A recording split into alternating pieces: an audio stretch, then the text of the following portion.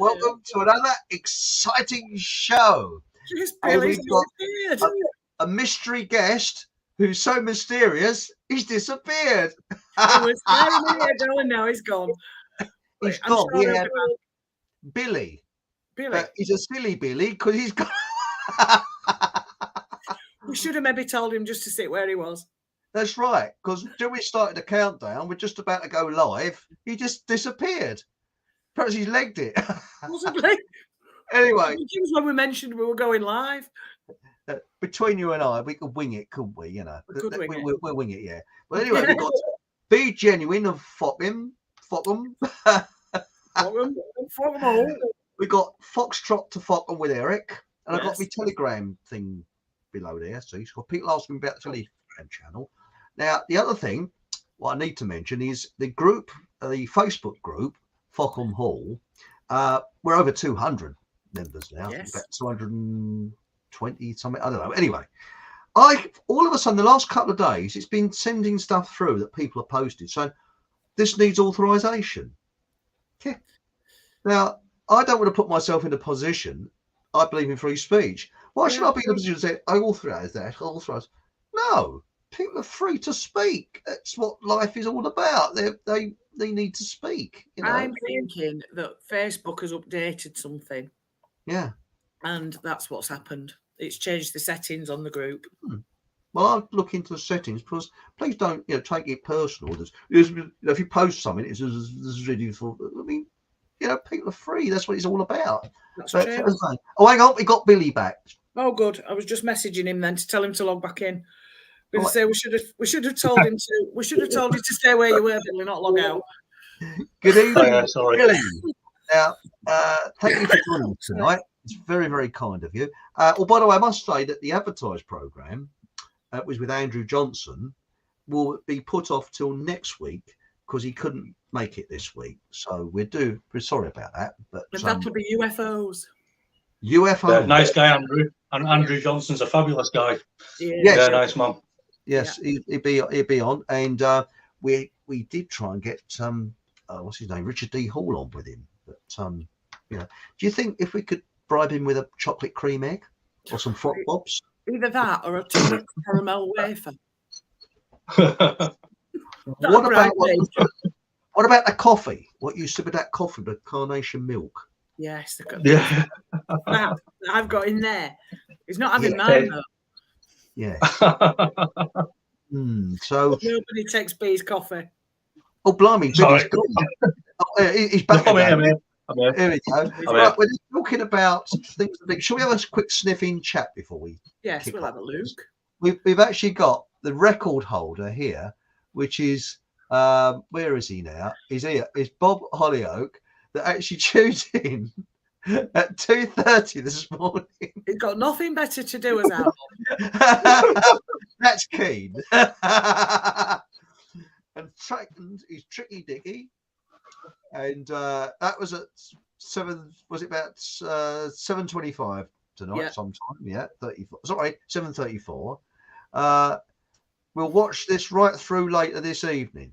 Oh, all right. Best wishes to all my online friends and acquaintances on here. Not least Chris, the two Debs, Jojo, Andy, and more. Also our mystery guest, Billy. Have fun this evening. Okay. Yes. Nice one, thank you. Oh, we will. We'll have fun. We got Mike, right? And there's one thing I must add. Thanks, Mike. And we got Robert Dorr. Thanks, Robert. And we've got Ancient Ruby. Hello, our Ancient Ruby. One thing I must add. I've had a lot of emails. Thank you very, very much, and quite a few messages on my Telegram channel, which is below the name here. Please don't think I'm ignorant, or you might think I'm ignorant. If you don't, but I've been really inundated with work this week, so I'm sorry if I haven't replied. You probably think ignorant sod. I sent him over a week ago, and the bastard hasn't replied. Yeah. Well, it's because I'm inundated with work. So, but it's not always like that. So it's been a busy bee. I've been a bit busy, but please excuse me, okay? I'll have a note from my parents next week. Would that be all right? Yes. Good. That's right. But it'll save you doing lines if you bring a note. That's right. I'm going down to the cemetery tomorrow, so I'll be able to get a note from. Yes. What's the handwriting? But never mind. That's right, because someone suggested I should wear my grandfather's dinner jacket, so I'm going to take my shovel along as well. Yeah. Fair enough. Not So weird. Afternoon, I suppose. That's right. My grandfather's let himself go a bit recently. I'll creep into the crypt. You crept into the crypt, crept and crept out again. We didn't. I'm not taking this seriously. We didn't warn Billy that we were quite mad. Yeah, sorry. Anyway, Billy, we're talking about mysteries of the deep. Now, sea monsters. We was talking just before we came on air about that U-boat in the First World War, which is a supposed to have been attacked by a sea monster off the coast of Scotland, or it could have been a Scotsman playing his bagpipes. You never know. And you never know. You never know whether you're Scottish, do you? You know what I mean? What's that bloody thing he's playing? It's Alfred. What's the music? Oh, it's a secret weapon. Yes. But what was it? I mean, some people say it was a genuine monster, and it's probably the BBC Professor Bullshit Brigade, with a bow tie. That says, we've got the monster now. There was a cable going through the conning tower where the hatch couldn't shut properly, and it then pissed all the water. Well, not in these terms, pissed all the water in, and that's why it almost sunk. So, was it an incompetent captain? Was it a genuine sea monster? We don't know. No. Over to you, Billy. Well, what do I know about sea monsters? Really, I'm not sure. Really, I think sea monsters is just something that sort of gathered a lot of our interest when we were young. So, if you read any books and stuff, before your internet and stuff, I used to go to the library with my mum. Pull like books out, Loch Ness monster, sea monsters, that sort of thing. And I think we all, there's probably a lot of your viewers there as well. That's how we all start. We were reading stuff about outer space. The depths of the ocean were mysterious. There's something about water, isn't there, when, you can go out on a boat and stuff and you don't know what's lurking down there. And I think if you've got an inquisitive mind, there could be there's anything lurking down there, isn't there? Yeah. So, I mean, this Scottish one, I think, Scotland, the west coast of Scotland, even the British Isles, they talk of a lot of monsters, isn't there? The most famous being the Loch Ness monster. You've got Lake Windermere, Bownessy. You've got one on the top of Scotland, which was called the Stromsey monster or something, that washed ashore. I think later on. I mean, it was drawn by people who sketched it. Could it have possibly been a basking shark or something? What had rotten away? But no. So yeah, the one you're talking about was like with a U-boat, wasn't it? And it was on the west coast of Scotland. And there was some sort of encounter. There was an explosion, and this monster is supposedly thrown from the sea up in the air. So yeah, I mean, there's no photographs. They don't always have to be photographed. But I'm sure there's some sketches somewhere. There was a log in the captain's book. And are these witnesses credible? Well, if you've got gentlemen that are out on, if they're credible enough to sail a U-boat, and they're going out. These people are signing an oath for the Queen or whatever, aren't they? To go and fight for the country and whatever. I think some of these people are quite credible. Yeah. What do you think? I think, like you say, they're credible because of the job that they're doing, and I think a few people between them are going to know. One person's not going to say, I've just seen a sea monster, and everybody else is going to say, oh, yeah, I saw it as well. So I think, I don't know. It does make you wonder whether there was something that was seen and they all did see it. And I mean, what year are we talking? 1918. Off the top of my head, what year was it? 1980? 1918, at the end of the First World War. And let's face it, they're all experienced sailors, because most of the blokes on U-boats were very experienced seamen, so they knew exactly. They knew what they were looking at. Yeah, I think it's credible, and I think the Thick-O-Demic Brigade, what I call the BBC Brigade, they're trying to sort of that's all rubbish and all that. How comes the whole crew saw it? The other thing you've got to remember is as well, I mean, we're talking some of these sea monsters, when they've portrayed them, they look very much like octopus. Now you think how sneaky and stealthy an octopus is, and what gaps it can get through and get into. Something like that, if it is that kind of size, it could whip in and hide anywhere. Yeah. It's quite secretive. But Well, that's right. Yeah, there's been lots of. I mean, if you go for, if that site had been explainable, right? So let's know what marine creatures we know of. So we know of our sharks, right? We know of our whales and stuff. Then you've got to find the time of the year, right? And then what was the water doing? You know, what the water temperatures were at that time of the year. Yep. What sort of size it was? You know, known creatures to be in them sort of areas. So, you know, was it a whale? Was it a type of whale?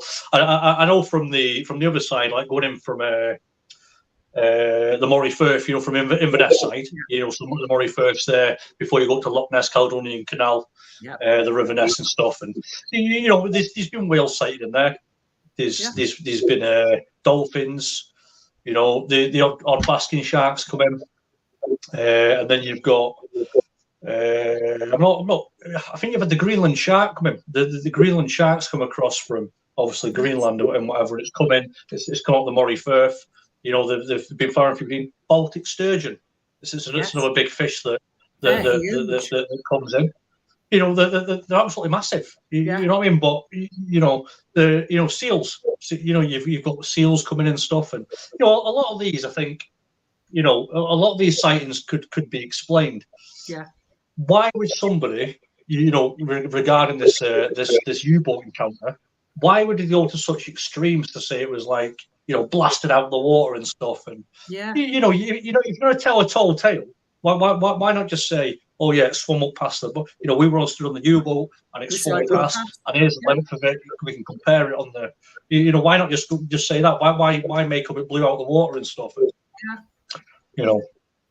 A lot of these things as well stem from myths. Now, something has got to have been seen for a myth. For me, for a myth to become a legend kind of thing. There's got the initial thing, unless somebody's got a really good, fantastic imagination and they've dreamed this thing up, which I suppose is possible. But it's got to have its roots somewhere. What have they seen suddenly say that there's this massive thing with tentacles coming out of the water and Yeah, you're right. I could add one thing though. That when I was a kid, there was an old sailor that lived opposite us, and during World War II, he was on the Atlantic convoys, and there was an area where they went from a state, the United States, to Britain, that wasn't covered by aircraft, and it was. I think it was called U-boat Alley, because that's where U-boats used to gang up and wait until the convoys, and everybody was nervous. And this chap, he'd been in the First World War as well. He'd been in the First and Second World War, and he was an orphan as a child, and he was actually brought up but by, I wouldn't say the Navy, but he was from the age of about 11 or 12. They had this idea where they put orphans, boys, into like a sort of a naval cadet scheme. I don't know too much about it. That was in the anyway. He's very elderly then, and he has said that people's imaginations run wild. And he said when they got to this area where they knew there was U-boats around, people were looking out, looking for conning towers and things like that. And he said people that have been experienced sailors for years, that knew porpoises, they knew the sea, they knew everything, would shout torpedoes, and everybody would be running around and bells would be going off and things like that. And it wasn't. It was just a school of dolphins. Right. Yeah. It was because their imagination had taken over. Yeah. And he said, the very wise words, he said, make sure, he said, whatever happens in life, he said, your imagination doesn't take over. Yeah. Because and nobody could see. And maybe sometimes these sightings, you know, someone will say torpedoes and say, oh yeah, I can see it. Oh yeah, and it isn't. It's a school of dolphins or something else, or the way the waves were. Everybody was just knife head trigger, terrified. Yeah, because they knew. I mean, they'd be dead because what had happened if their ship got hit, the ships didn't pick up survivors. No. To No, they were gone. Right, that's it, because they'd have to carry on, or if they got their engines damaged, they would be limping behind the rest of the convoy, and they'd be picked off by the. Well, yeah, because they're vulnerable. Yeah. They're vulnerable. So he said. So they were all, and I think he was actually, I think he was torpedoed 3 times in one day. He got rescued. That ship got torpedoed. Then he got rescued again. I think. Well, look at it. Hey! Sorry, my mate just popped his head in the door and what are you doing? Sorry. So sometimes that can happen, but with the Loch Ness monster, and things like that. I mean, they say there's one in Sweden and one in Canada as well. They're all over. Yeah. There's one in every major lake, I think. Well, that's right. But what's your view of mermaids? Because there has been pictures, these deep sea divers on the oil rigs that go down and see. They've actually taken pictures of these human-like creatures which have got towels, and they're not sure whether they're male or female, and they're just sort of swimming around. And there's lots of pictures of them out in the North Sea. So I wonder what your feelings are about them. Are they mermaids, mermen, whatever? Yeah, I think if you go right back to times of the sailing ships, right? All the maps were produced, right?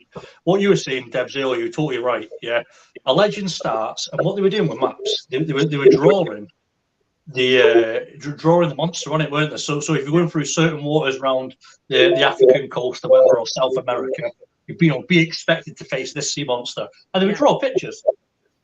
And it's something that I've never heard mentioned. I'm not saying that I'm the first person with this theory, right?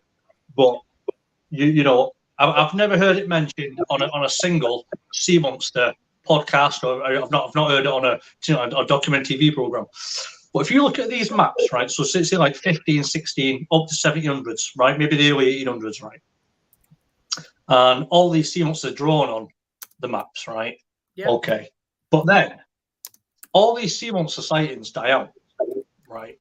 And you think, why have they died out? What's been happening? You might have heard of something. There's been a boat like the HMS Daedalus or whatever, and they've seen some sort of sea monster swim past, right? But the one connection I can make, right, between all your sea monsters and then not really seeing any, right, was mechanized transport.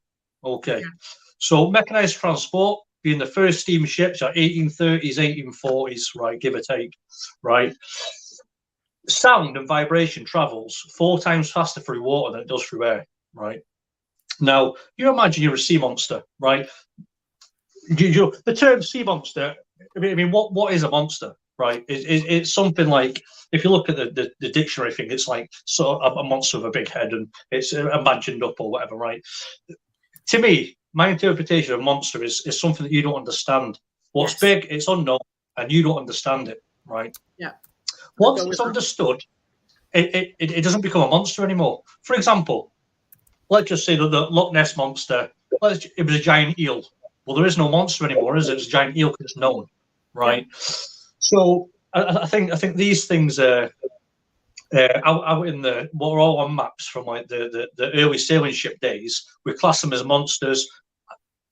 In every creature out there, or every species, let's say, you always get the odd ones that are big. I mean, do you remember when you went to school and there was that lad in your class who was 6 foot tall? Yeah. Everyone else was 5 foot. Yeah, you know what I mean?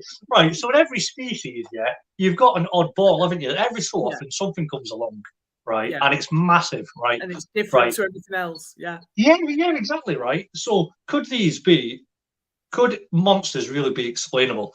They live in the depths. Every so often you get a large creature, right? So all these these monsters were put onto maps and stuff, right? But then mechanized transport comes in, right? So 1830s, 1840s, you get your steamships, right? Now, before these came in, if you were so let's say a giant squid, right? So I don't know if any of your viewers will know, but the giant squid is the largest. It's the fastest growing living creature on the planet, right? It grows from 0 to full size within 2 years, right? Yes. And it grows up like meters and meters long, right? The reason being is because you think, oh, it's in the depth of the ocean and it'll get crushed and stuff. No, right? Because squids and octopuses, they have a balanced living, right? Okay, so the water goes inside them and around them, and it balances the pressure. There is no forces acting upon squid or octopus, right? Because it's all balanced. So, like, we've got gravity acting on us, right? Yes.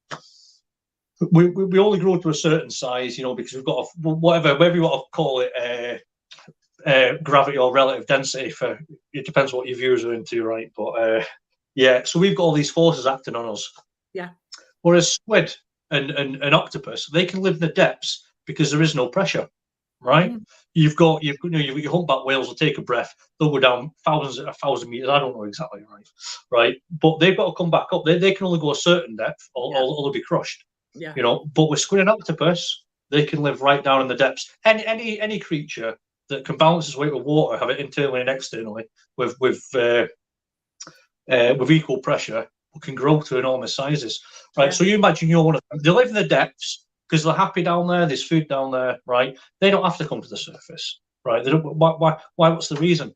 They're just as happy down there as they are at the surface. They can live in the dark. The giant squid's got the largest eye in the animal kingdom, the size of a dinner plate.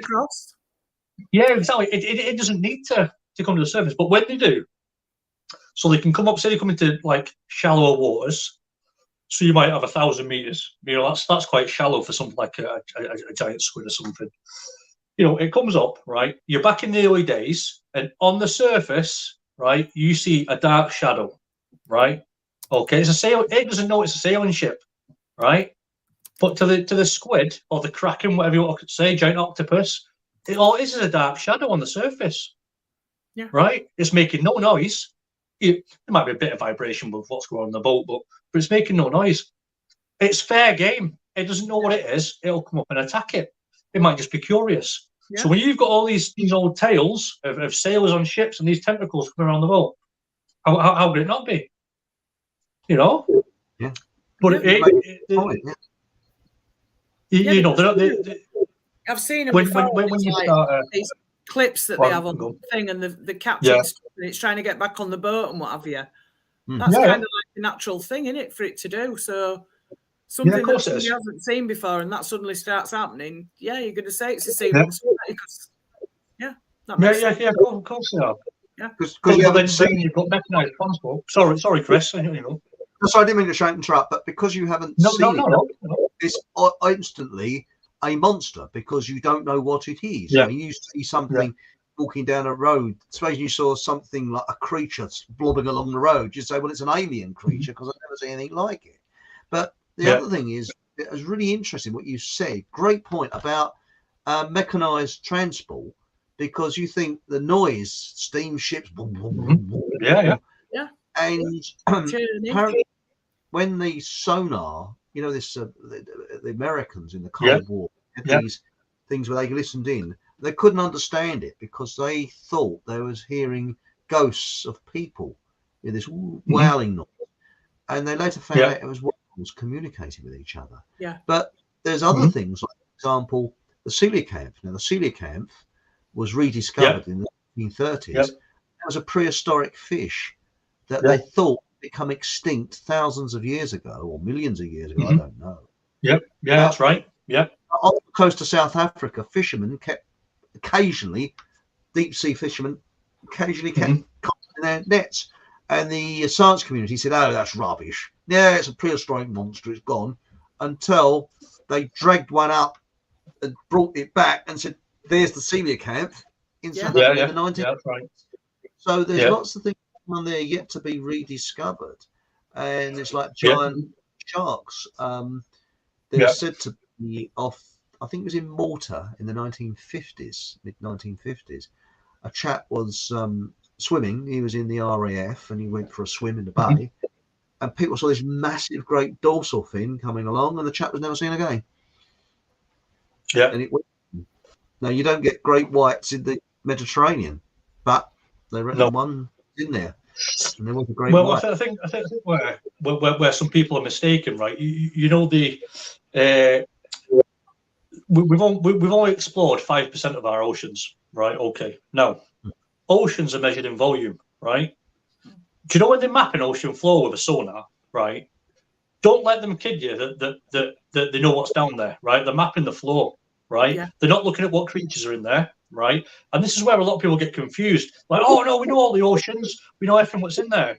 No, you don't. You might have seen a sea floor, and they've done a project to map it out, but they've not explored what's in the volume of our oceans, and we only know 5%. So you'd be ignorant to say there's no such thing as a giant shark. There's no such thing as a giant octopus. There's no such thing as giants. You'd be very, very ignorant, wouldn't you, to say that if you work out all the volume of our oceans. Yeah. It's true. You're right. Should we have a quick shopping chat? Oh, sorry. I was just going to say, I tell you what fascinates me. Yeah. The ninjin.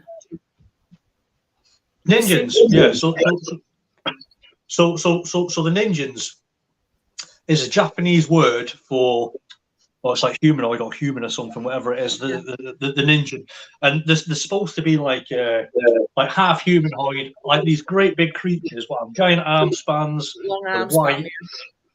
Yeah, and they obviously swim through the water, right? But they've been there's seemingly people have come across them, haven't they? The ninjin, and it's like it's not so much a mermaid, is it? It's like sort of in between, like maybe an alien type of mermaid-looking creature.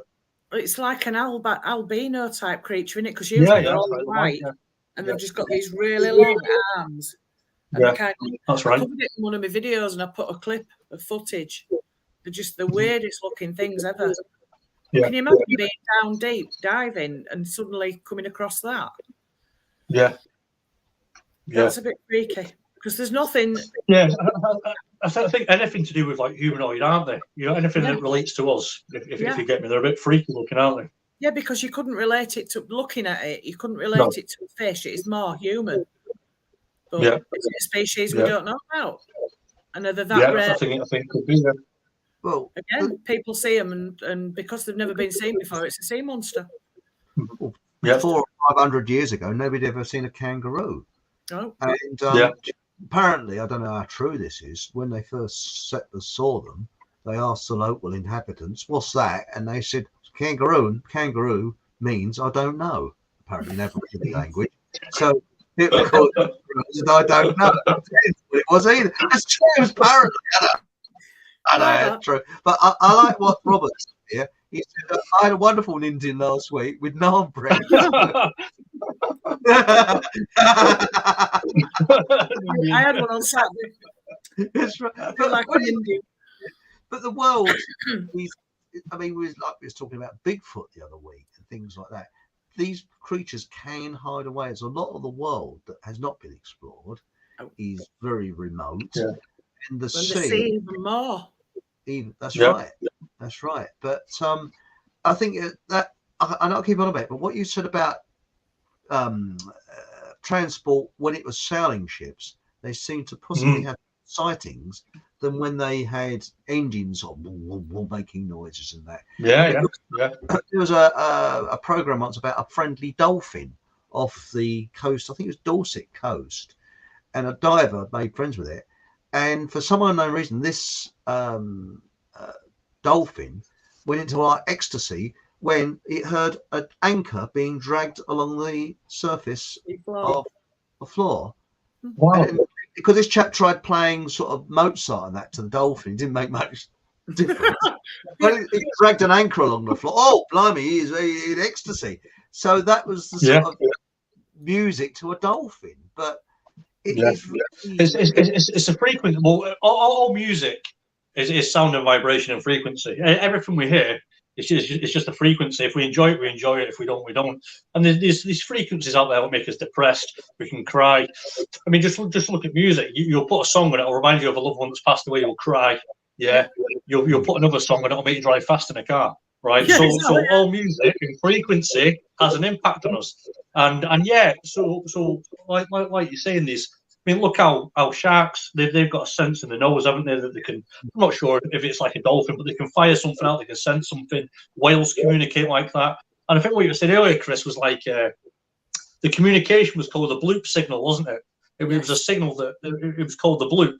And yeah, like some sort of unknown communication that they've never found what it's related to since, haven't they? I don't think they've. Well, I think they found it a couple of times. Was it Noah or something? Wasn't it? I covered that on one of my videos as well, and it was found when I did a bit more research. It was found to be an iceberg. Icebergs carving off. Yeah. Not icebergs, sorry, glaciers. Icebergs. Yeah, glaciers or something, weren't it? Icebergs hitting each other or hitting the surface of the sea or the floor of the sea, or the carving off of chunks of glacier dropping in because it makes a sliding noise, obviously. So they did reckon it was, but that bloop to me, I don't know, it doesn't sound like that to me, but it probably is. It's like anything can make a weird noise, can't it? And you can sort of think, oh, that were a bit odd. Yeah, I think. Sorry, on you, Chris. Sorry. I say whales can communicate over thousands of miles. Oh, they can, yeah. We can't, but they can. Yeah. We probably can, but we've lost that ability. Yeah. Ability, but that's it. It's quite incredible because also sound in water, the way it travels as well. It's because I was very interested in that film Das Boot, which is a German film in the 1980s. And apparently, the chaps used to, in not only U-boats, but British submarines, all submarines, used to look up and they can actually hear the engines of the destroyer that's looking for them going over the top of them. And then just wait until the depth charges have dropped. And when you think about, the sound, the noise, it must have been horrendous inside ships, when they weren't deafened. Because there was a book called, How to Stop Worrying and Get On With Your Life. Right. But we all need that, don't we? He was discharged by Japanese. He was in the American Navy submarine service. I think it was for 48 hours. He said some of the fellas went delirious. He went pure white. And he said after that, I'd never worry again. There is no way you can be a submarine. Not a chance. I can't even bear the thought of that. That must be so claustrophobic. Honestly, I've got a lot of respect for submariners because I really could not do that. There's something else. No. And also, when they went really deep, the bolts exploded inside. I don't know if you saw that boat. They're just literally exploding as they go, hanging out. Yeah. I mean the engines what are in your I do a bit of engineering anyway, but the worked on a few marine vehicles, boats, tugboats and stuff. But these are like normally they're all made out of steel now. You get your aluminium stuff, but they're all made out of steel. Steel's a good conductor of vibration. Biggest engines in the world, 90,000 horsepower, hundreds of thousands of horsepower. These big giant man engines, and you've got your main noise and vibration off the engine. Obviously, they're on engine mounts and stuff inside the boat. There's all mounts and stuff. But it's not just that. What the actual loudest sound to come off any boats like that, besides the vibration, it's actually the noise of the propellers. The noise when the water comes out the spiral of the propeller. That right on the edge of the tips is the main noise off a boat or a submarine or whatever is actually off the propeller. Now, what a propeller would look like to any creature, they'd think it was a mouth, wouldn't they? They'd come up, they wouldn't go near it, would they? It looks dangerous, a propeller.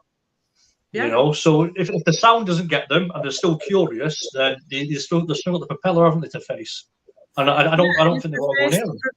If they face the propeller and think that looks scary, they're going to want to, but it hasn't attacked. They're going to want to check out the rest of the animal, aren't they? Yeah. That's right. There's some good theories on that. Yeah. So go on. Sorry, Chris. Whales live to 400 years of age because they found dead whales with spears in them that are over 400 years old.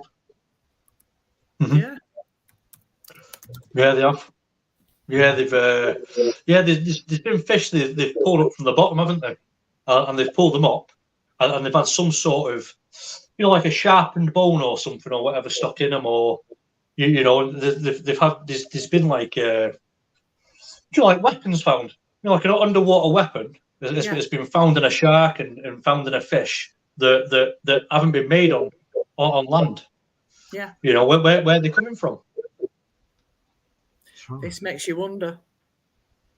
What are your theories on you know the 9-foot great white that was taken down, like it was tagged, and it was taken down thousands of feet in seconds or whatever. What did that? Because I don't believe when people say, well, it was this, that, and the other, that I don't believe that. I don't believe it was a whale that took it down, because some people are saying, oh, well, it was a whale that ate it.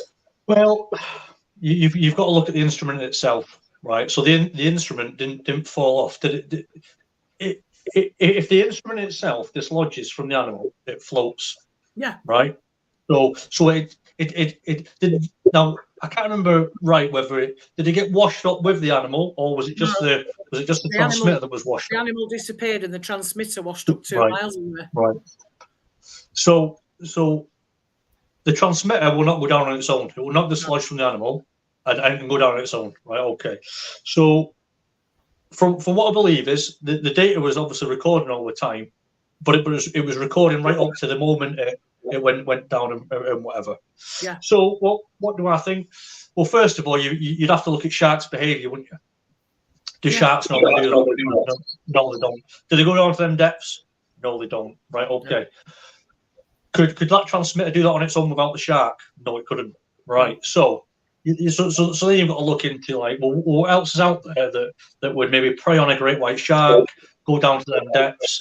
Is it another great white shark? Well, if we've just understood there that great white sharks can't go down to them depths or won't go down to them depths, then it's not another great white shark, is it? Because so what's the other predator to a great white shark?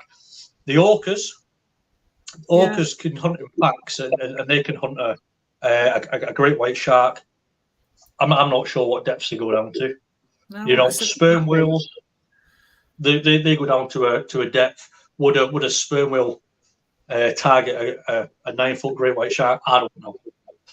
But yeah, I mean, I've not really looked too much into the waters and stuff. You'd have to look into the waters and what migrates there. Water temperatures. Is the giant squid? I mean, I would love nothing more than it to be a giant octopus. You know what I mean? That's grabbed it and taken it down. Well, the Meg. I'd like it to be the Meg, because I still think that's out there. Oh, 100%. yes. Megalodon. On the Arctic or Antarctic, because there's a huge ocean under the ice, and they don't know. Yeah, and they've found lots that are about 40 to 50 years old. Yeah. Mm-hmm. Under there. See Chris,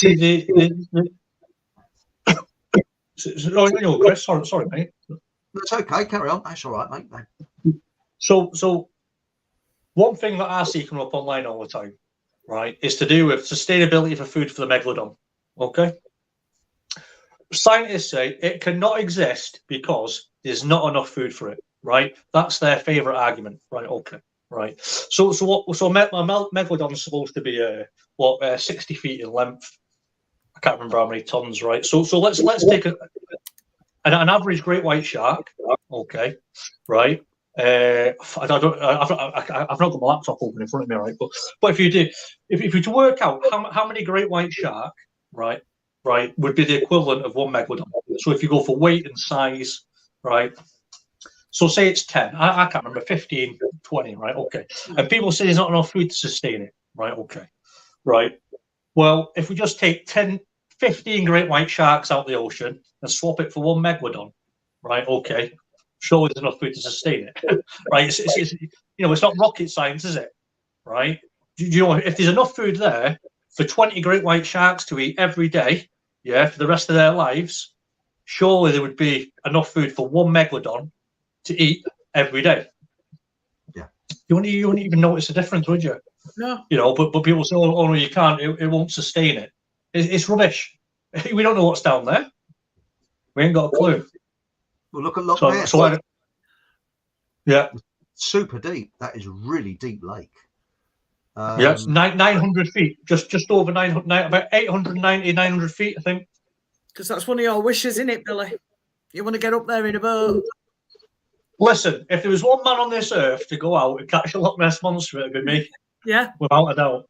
100%. Well, the thing is, I wouldn't catch it, but I've already put a plan together to go and carry out an investigation on there and find out exactly what's in there. Yeah. And I think one of the most recent ones was the gentleman who came over from abroad, and he did a DNA study on the loch. Did you hear about that, Chris? No, I didn't. I mean, they've often said there couldn't be a monster because there's no food in there for it, but there is underground caverns that go to the sea. Yes. So that's So these so Loch Ness is 20 odd miles long. I think it's 23, 26 miles long. Miles. A mile wide. Is it 23, B? Yeah, 23 miles long. It's a mile wide at its widest point. Yeah. And it's about 890, 900 foot deep, and that's near Castle Loughnane. So I'm obviously Scottish, and I've been to Loch Ness. God, I've lost count how many times. Met Steve Feltham. Yeah. I've never met Adrian Shine in person. Nice guy, really nice guy. I've had telephone conversations with him. Steve Feltham, nice guy. That was your guy that went up in the 80s, weren't it? And he was like, he sold his house, he went up, and you know, I take my hat off to the guy, because not many people, you know, go and chase a dream like that, do they? And this, you know, Steve Feltham wasn't there. Yeah, he's there. Yeah, nice guy. Really nice guy, like. So I think, you know, where we've got one, I won't say gone wrong, right? So let's explain the most recent DNA study, right? So this gentleman comes over, he does a DNA thing of the DNA study of the loch, right? And he says there's basically no large species living in that loch. So whether it be, let's you know, some people say it's a big dinosaur, right? Okay, or some marine reptile. Yeah. A plesiosaur. Plesiosaur, yeah. I mean, that's what everyone's wish would be. It'd probably be my wish. You know, from reading all the books as a kid, you see all these plesiosaur pictures, and you think, you know what? God, I would love to be a plesiosaur. But realistically, you've got to go and eliminate everything that it could possibly be before you start going down that road, haven't you? Right. Yeah, so you take all your witness sightings, how credible were they, all the dates, and you know, you go through all your witness statements first, right? Then you go through all your video you've got, and then you look at what could be in there. So some stuff that we know is in there because we've seen it. Seals go in and out of there. They've been filmed. They've been photographed, right? Sturgeon, the odd rogue sturgeon is coming in and out of Loch Ness, right? Different sizes. They've come in. They've gone away again. Eels, right? You've got otters. You've got the usual. One thing that I don't know if some of your viewers will know, but something that can really be mistaken as a sea creature, right? Now, the first time I ever saw one of these, I was fishing Loch Lomond for pike, and I was out on a boat, and I turned around, and about 40 or 50 feet from my boat was a horse's head sticking out of the water, right? Yeah. I turned around, right? It was a stag swimming across, right? You know the antlers, you know, so it's got all the antlers, right? Yeah. And we're talking 20, 30, 40 foot of water, right? And it was swimming from one of the islands right across, right? And it looked like a horse's head. Well, you know what a deer looks like, don't you? A stag, right? I actually took a video. I've not got the video anymore, but I had a video of it right now. So we know all these going to Loch Ness. With deer have been in Loch Ness. I'm sure that there was even talking about elephants at one time with P.T. Barnum's circus or whatever when it visited the Highlands. But so this DNA study was carried out, and he gets all this DNA. This gentleman, right? Okay, he spent a bit of time on there, right? And he says it's full of eel DNA. There's nothing else. We've not got anything more finger than that. It's just like loads of eel DNA, right? He says so you can't have a large aquatic creature in there because we would have found it. Now tell me this: why didn't he pick up seal DNA? Yeah. Why didn't he pick up otter DNA?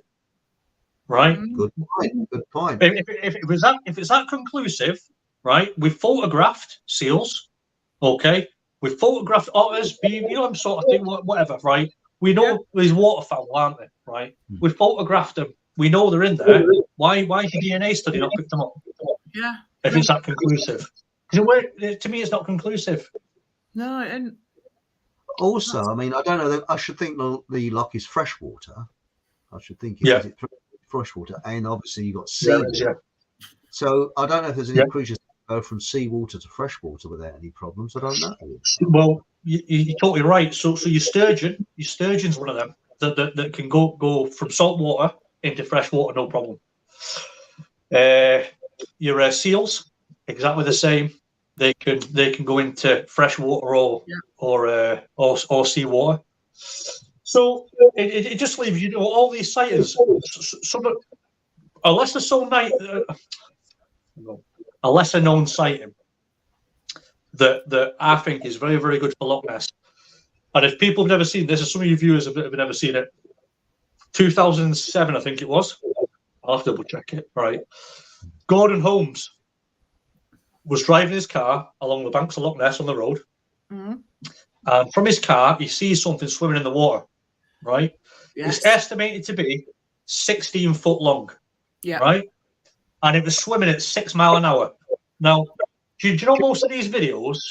They just like you'll get a small bit of video, won't you? And they're not cut off, so you don't see it coming. Yeah, it's like trying to, what have you got to hide? If you're only going to show me 30 seconds of a 3-minute video, what are you hiding? Yeah. Because surely you should have seen it come into shot. You could have watched it till it got out of shot. Tracked it. Yeah. Why aren't we seeing the whole video? But Gordon Holmes, a clever guy, he's a bit eccentric, this guy. I love him, right? And so he's filming.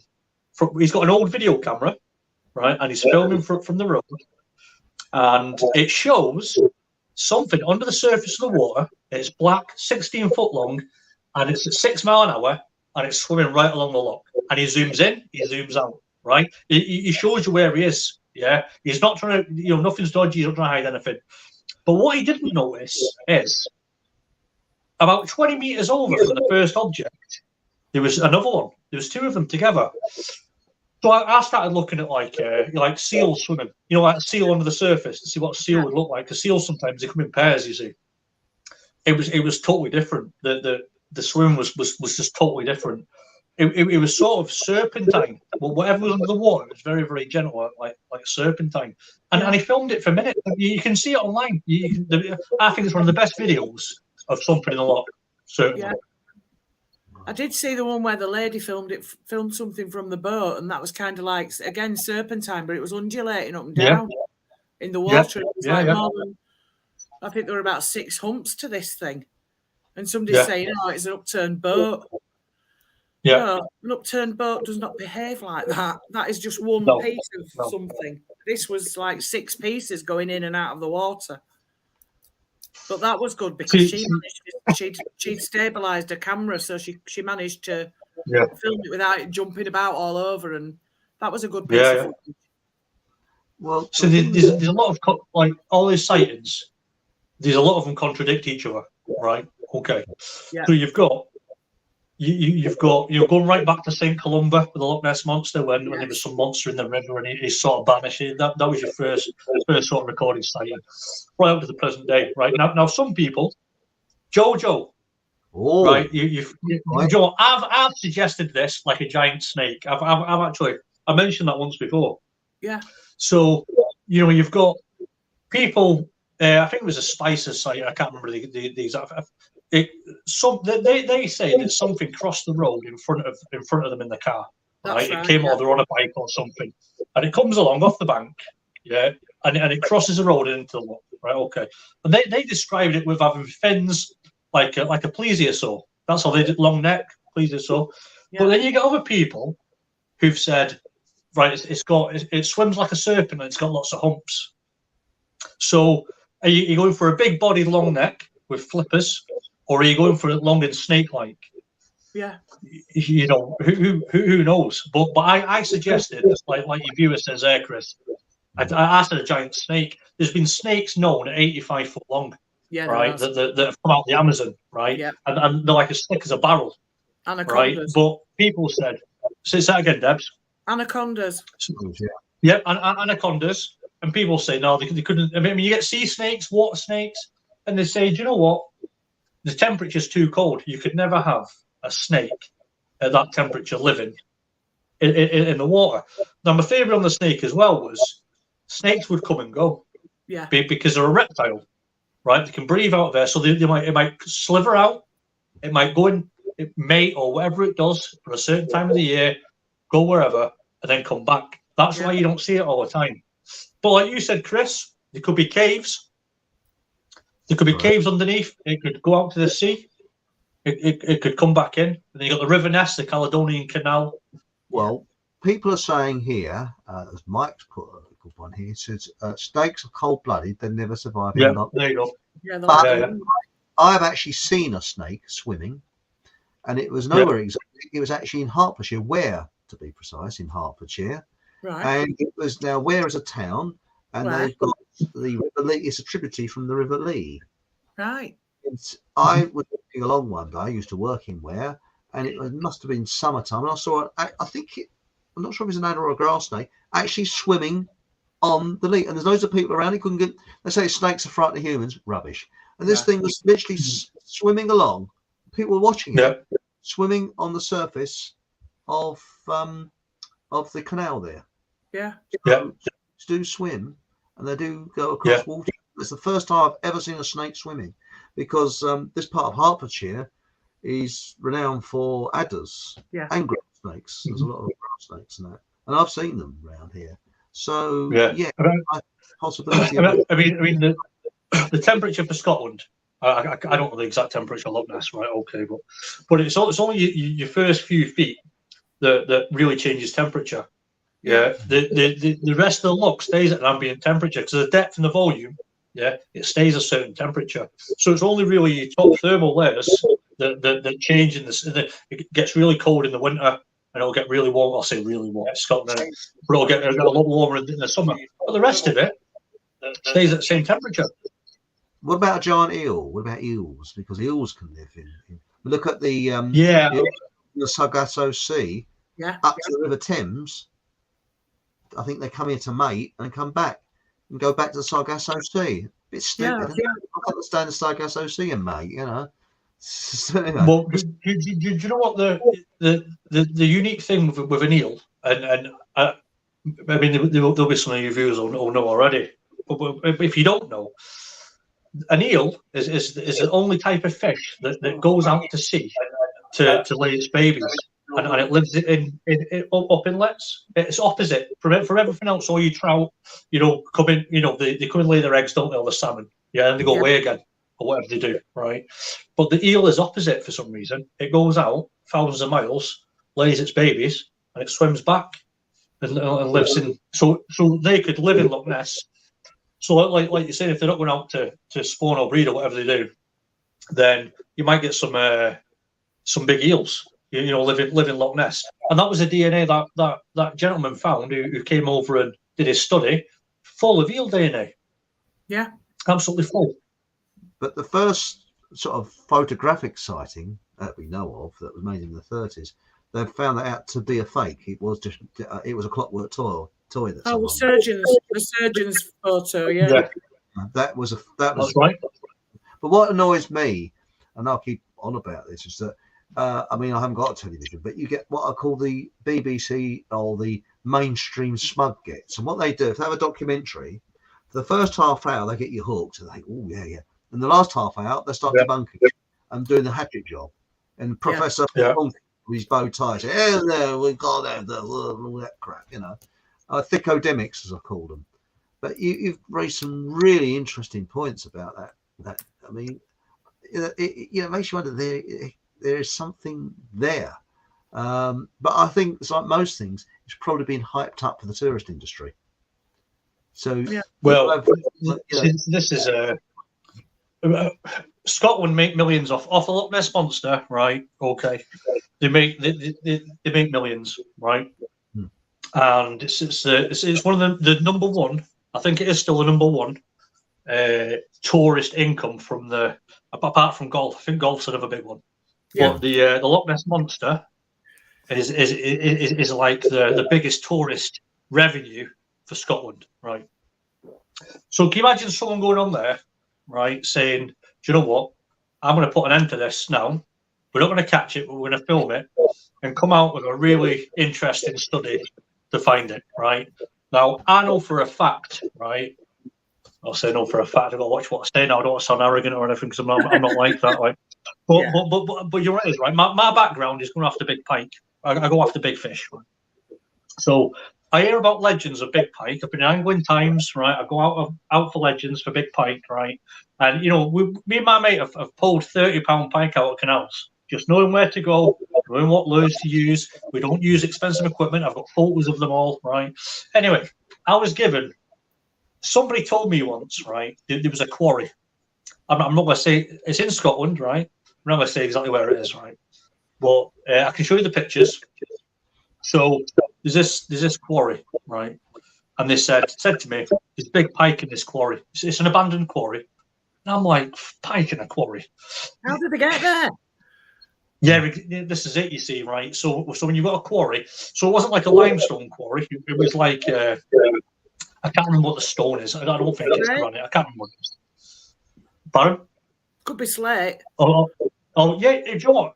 I think it's something like that, right? But the water is like it's a nice blue. It's clear. The water's crystal clear. It's not crystal clear, but you know you can probably see down 20 feet in front of you. So what I was told about this quarry, and I thought, you know what? I'm going to go, and it's in quite a rough area, right?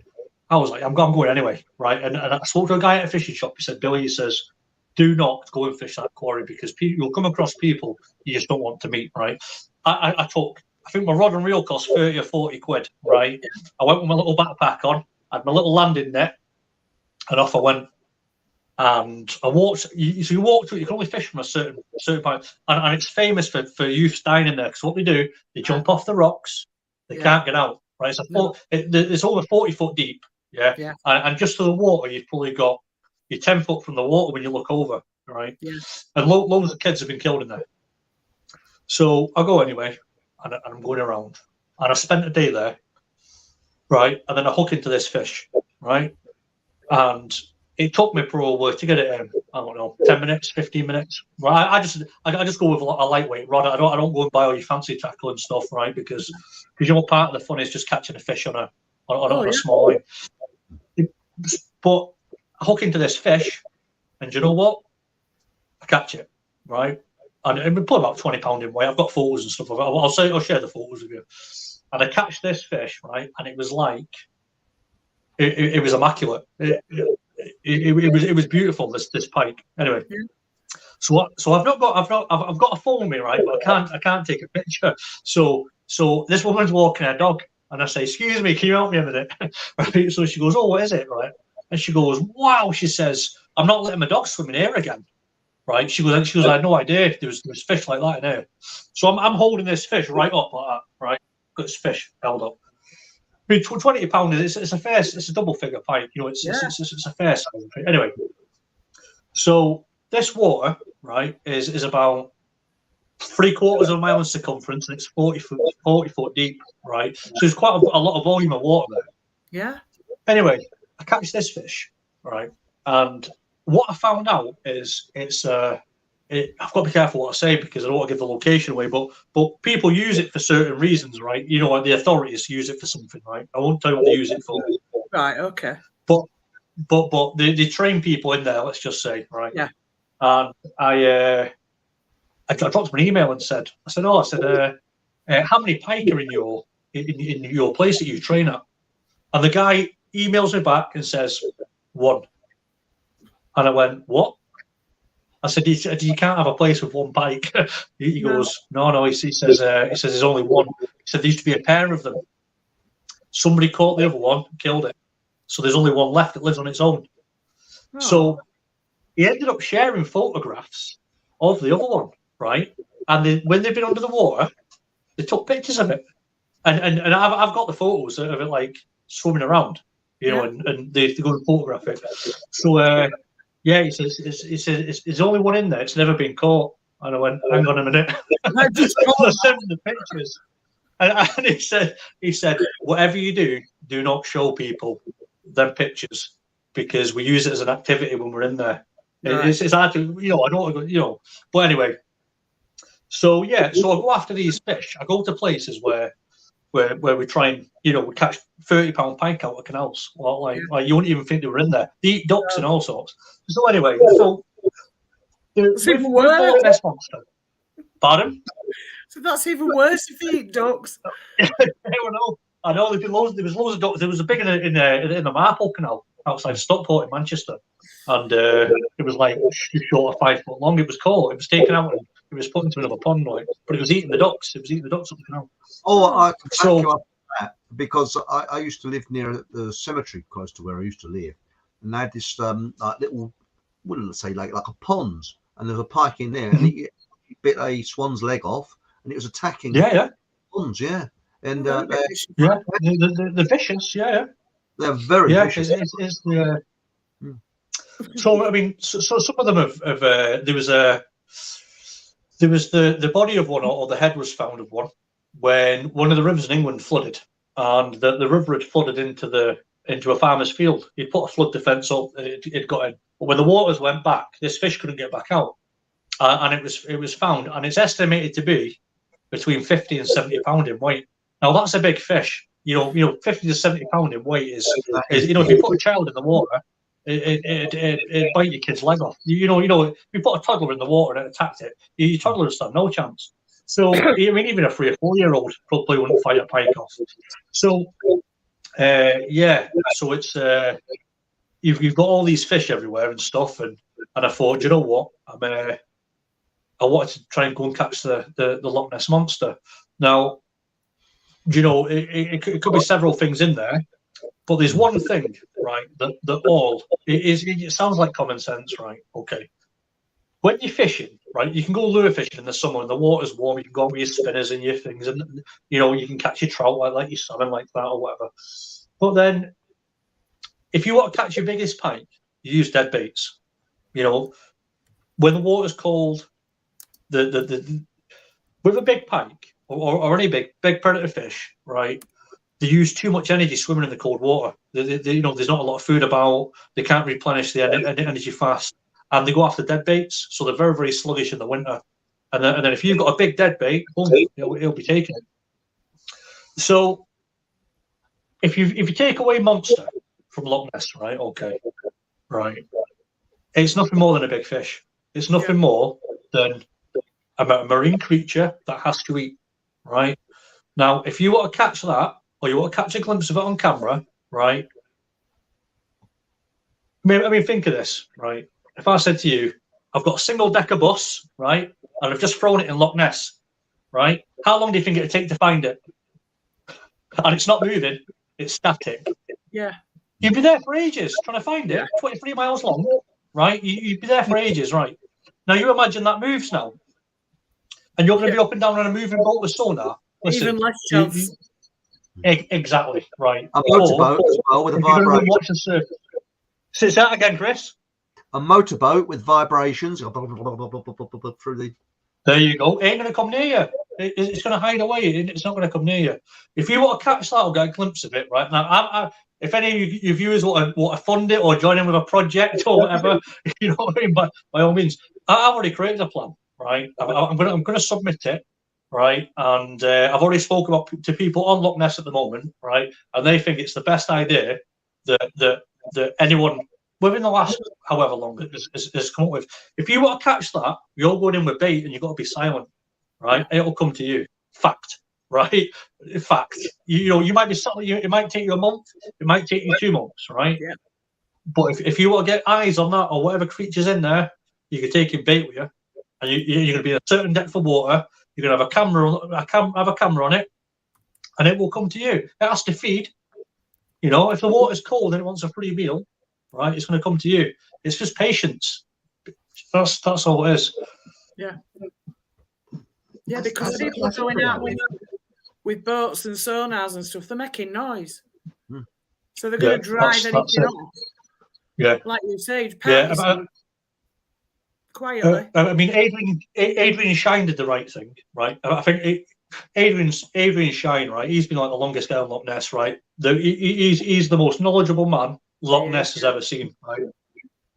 And he did the right thing, right? Now, one boat on there with a sonar, right?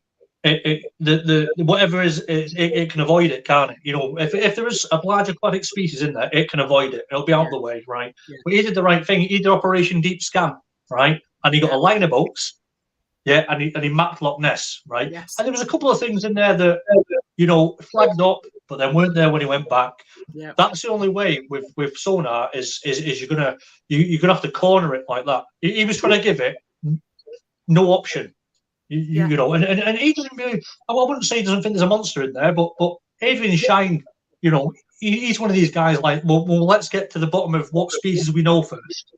You know, rather than it could just be a sturgeon, could be a catfish or whatever, right? Known species before we start saying plesiosaurs and dinosaurs. Yeah. So, yeah, he did the right thing. He got a couple of hits on the sonar, but if you really want that, right, you have to. I would take 8 weeks off work. I've already put my plan together, right? I know what bait I'm using. I know where I'm going. I've already looked at the geological survey of Loch Ness, right? I know where I'm going to. I know my depth of water. I know what I'm using for bait. I know where my control room is going to be, right? And I can bring sponsors to the table. Yeah. And I would. I'd be on there. It might take longer than 8 weeks. The thing is, you can go to a fishing pond for carp, pike, whatever fish you want, right? You could know there's 30-pound carp in there, right? Okay. And you'll blank for a whole week. You'll be on there for a week and you won't catch anything, right? But yet you know there's 130-pound carp in there. So it's just patience. You treat it as a fish. Treat it as a fish. Answers like this, don't they? They want to go out there and just suddenly come across whatever it is and go, well, yes, there's your answer. They don't have the mental, to put the time in to actually study it properly. No. But yeah, I think you're on the right track there, Billy. And a big boat. Have a big boat as well. Yeah, a big boat. Not a rowing boat, because you never know what's going to. Or a dinghy. You don't know if it's got teeth or not. You don't want to be bad. Yeah, it's just silent. You got to be silent. If you want one of them, right? Like we've already discussed, right? Sound travels 4 times faster through water than it does through air, right? Yeah. You know, if you'd have to. I mean, I would love to just go to Loch Ness at night time in a rowing boat on my own, right? Just pull my oars in, and just lie on my back, and just see what about. You know when you start using sonars and stuff, you know, we've got to treat it as if the creature could pick up the sonar, right? I'm sure any species of fish could probably pick up a sonar in some sense. Yeah. So you know you want cameras. You want to surround your bait with cameras, in a certain depth of water, so you got the light. Okay, just sit and wait. Just it'll come to you. Yeah. Oh, that's fascinating. I mean, stealth. Look at these whales at beach. I think that's caused by solar or something like that. And it really is upsetting to see these dolphins and it is all beaching, because that's not natural. That you know. I had a theory about that, because just before I went over to Grimsby at Easter, there'd been a whale that had beached at Cleethorpes, and they tried to get it back out and they couldn't. And I think there's a massive wind farm out at sea at Cleethorpes. Yeah. And I don't know if the vibration from all those, whatever they are, towers through the water is knocking things off course, because we've had an awful lot of beached creatures like that, the big creatures like the whales and stuff. We've had a lot of them lately. And they're putting these wind farms up out at sea, like one after the other. Oh, if it's the water vibration that's knocking them off course, and they come into shallow water and then they can't get their way back out again. Well, it's killing birds as well. Birds are flying into them. It's upsetting them. But but they did say, I think there was a lot beached, I think, in Australia, and they reckon that the Navy were using new sonar type device which could have been attributed to Yeah. it. But you're right about this vibration, because I keep going back to that. I've never really thought of what you mentioned, Billy, at the beginning about engines, the noise that must be. I mean, I know that they banned dolphinariums in this country because they used to have dolphinariums where they used to have dolphins in like water tanks, and the poor things die because they couldn't. They can't actually reproduce seawater artificially. They can't do it. No. Right. So it was sending them mad because these dolphins are in this very small area. You shouldn't trap animals like that. It's extremely cruel, terribly cruel. So we don't know. Let's face it. It's only in the last 150 odd years. Although in the last just over 100 years we've had submarines, isn't it? I mean, it's only just before the First World War they. The U-boats. Yeah, that's right. Yeah. So really, and what you were saying about steamships, when they came about sort of mid-Victorian times. About the start of the 1800s, 20s, 30s, 40s, that sort of. It was the same time as the railway stuff, weren't it? Because when the steam engine was invented, the industrial revolution was in. We had locomotives and then boats, lorries. Have you ever got a look in chat, because we've got absolute quite a few comments. That's right. Do you want to start, Deb? Yes, Robert saying, I'm going back to before when we started, inner space is infinitely more fascinating than outer space to my mind. The fact that although more accessible, there are a great many spaces in the oceans of the world that are out of bounds. Why? Now that's the point.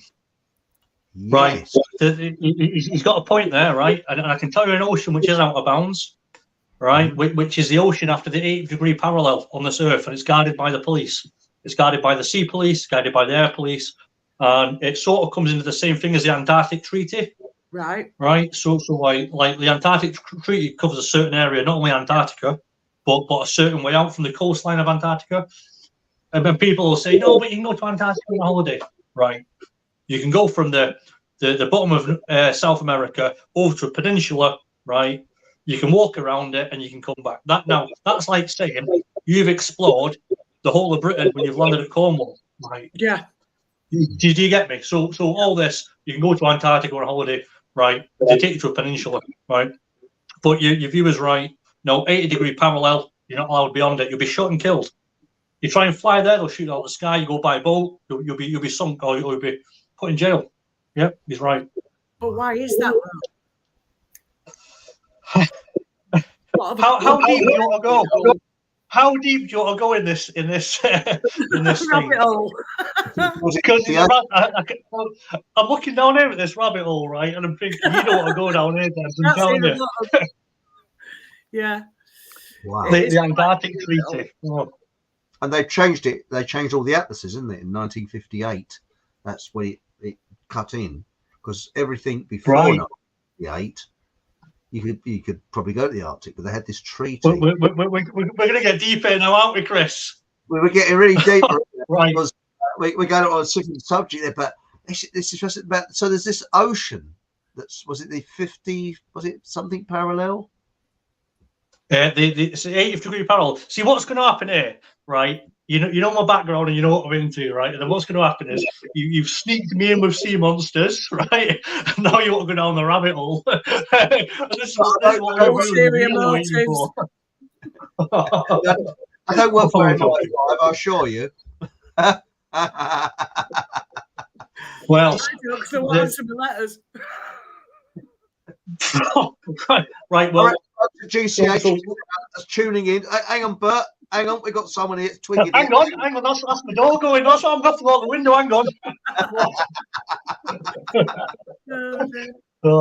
Right. So you're right. Okay. So yes, up until 1957 or whatever it was, 1956, 57, 58, all our atlases, Britannica and Americana, whatever encyclopedias, they all stated that there was something in Antarctica.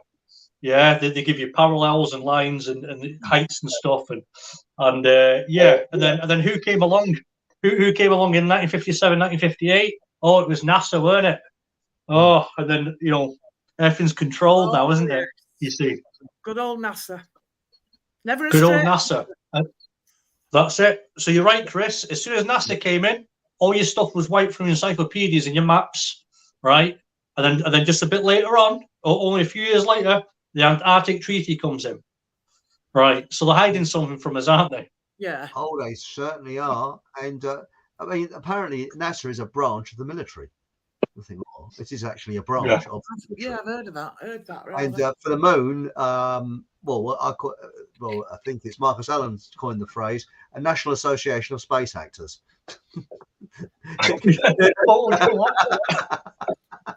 Well, do you know what, mate? Right, the biggest film studio on planet Earth, is at Cape Canaveral, and NASA owns it. What does that tell you? So that's the truth, mate. Mate, that's the truth. And I'm sorry for any of you viewers that believe in space and you think NASA's the forefront of technology. Right, let me tell you, NASA is just something there for the public, just bullshit for the masses, right? To take all your effing money, right, and spend it. Right, that's all they do. They're a cash generator. They give you green screen and harnesses, and you need to be looking at like not so much rocket travel. You need to be looking at like interdimensional travel and stuff. That's my personal opinion. Yeah, they're way more advanced than what they lead than what we like to believe.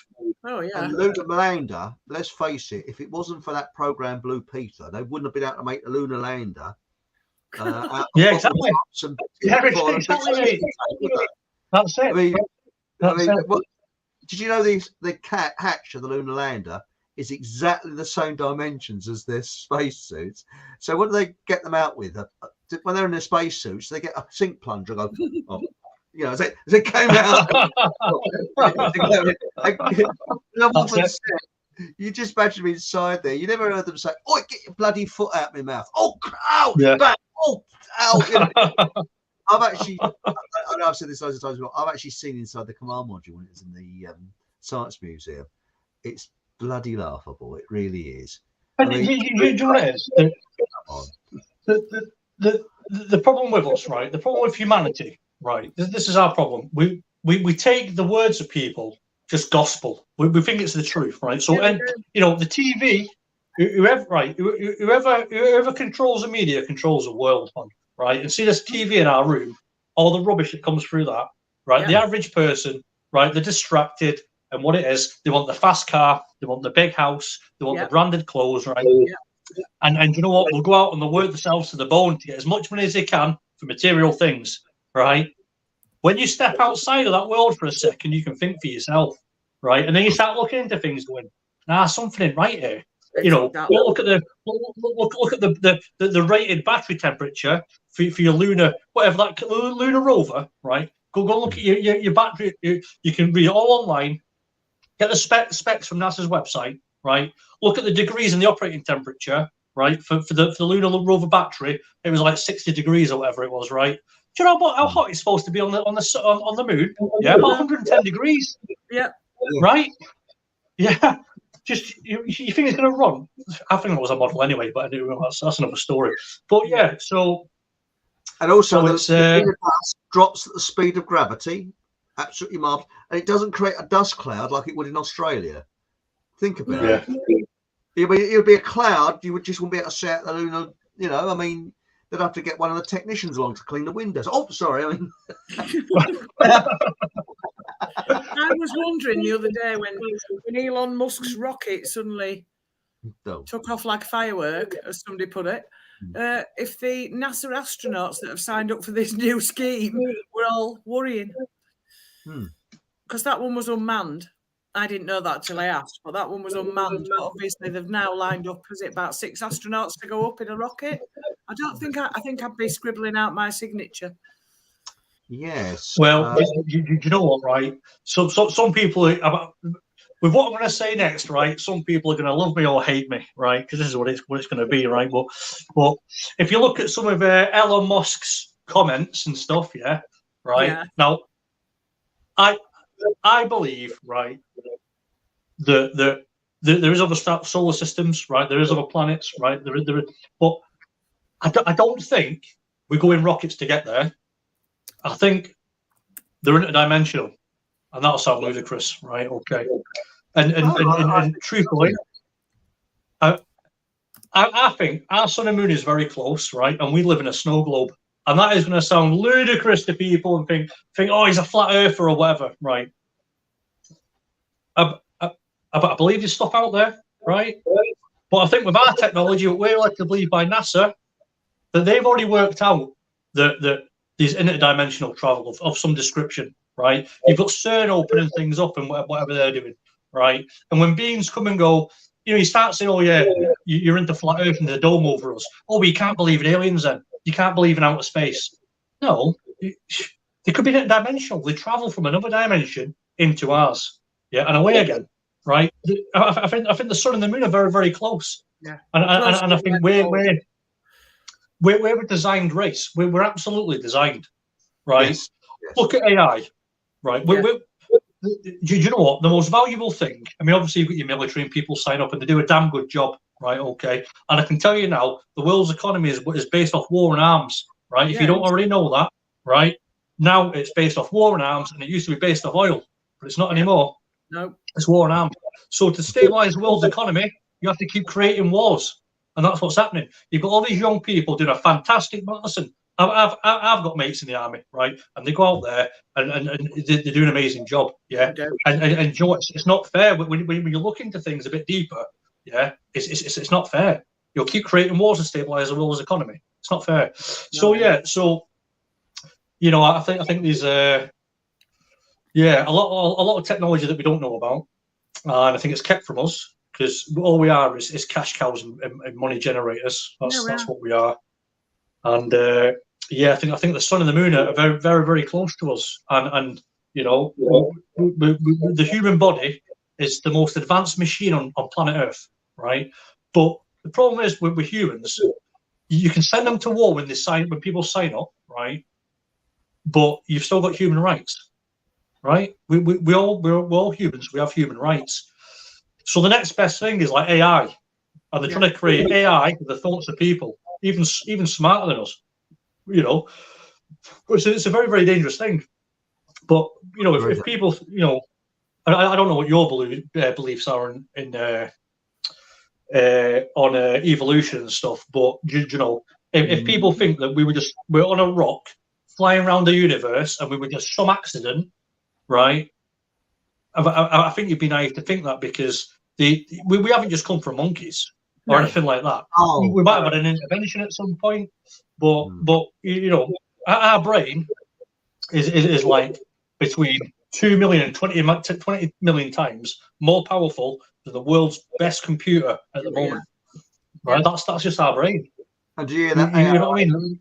Yeah, that AI thing. What was it? They said something about do you get human thoughts? And it said, I haven't got a soul, which is very creepy. Yeah, it's just like they're on about downloading human thoughts into them. I know that. Yeah. That's no. But what about the wipe us out? Yeah. But I'll give you something. A book. I think is available on the PDF free, and that is General Smedley Butler.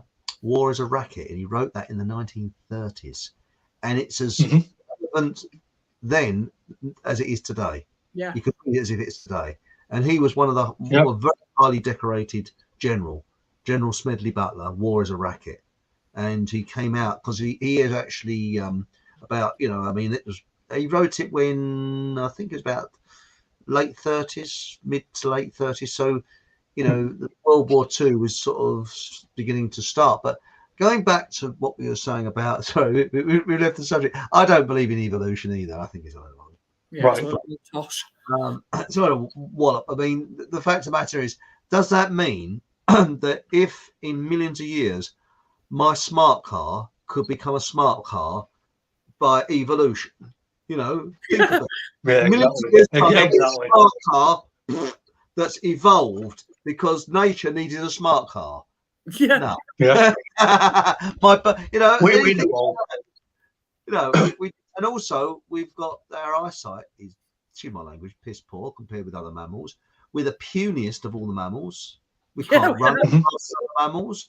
We can't hunt properly. You think other mammals and animals naturally hunt. A cat, Yeah. we have to make bows and arrows and things to hunt. Yeah. Yeah. So we are the only mammal Really, aren't we? in Yeah. that's right, we're the only one that squints in direct sunlight. Other mammals don't. No. We do. Monkey. I don't think monkeys squint. We do. And to think that we evolved from monkeys, oh come on! If we Yeah. did, Nah, not at all. I like Well, bananas, but that's as far as it goes. I'll be my neighbour, sort of, Yeah. some nice fleas here, you know.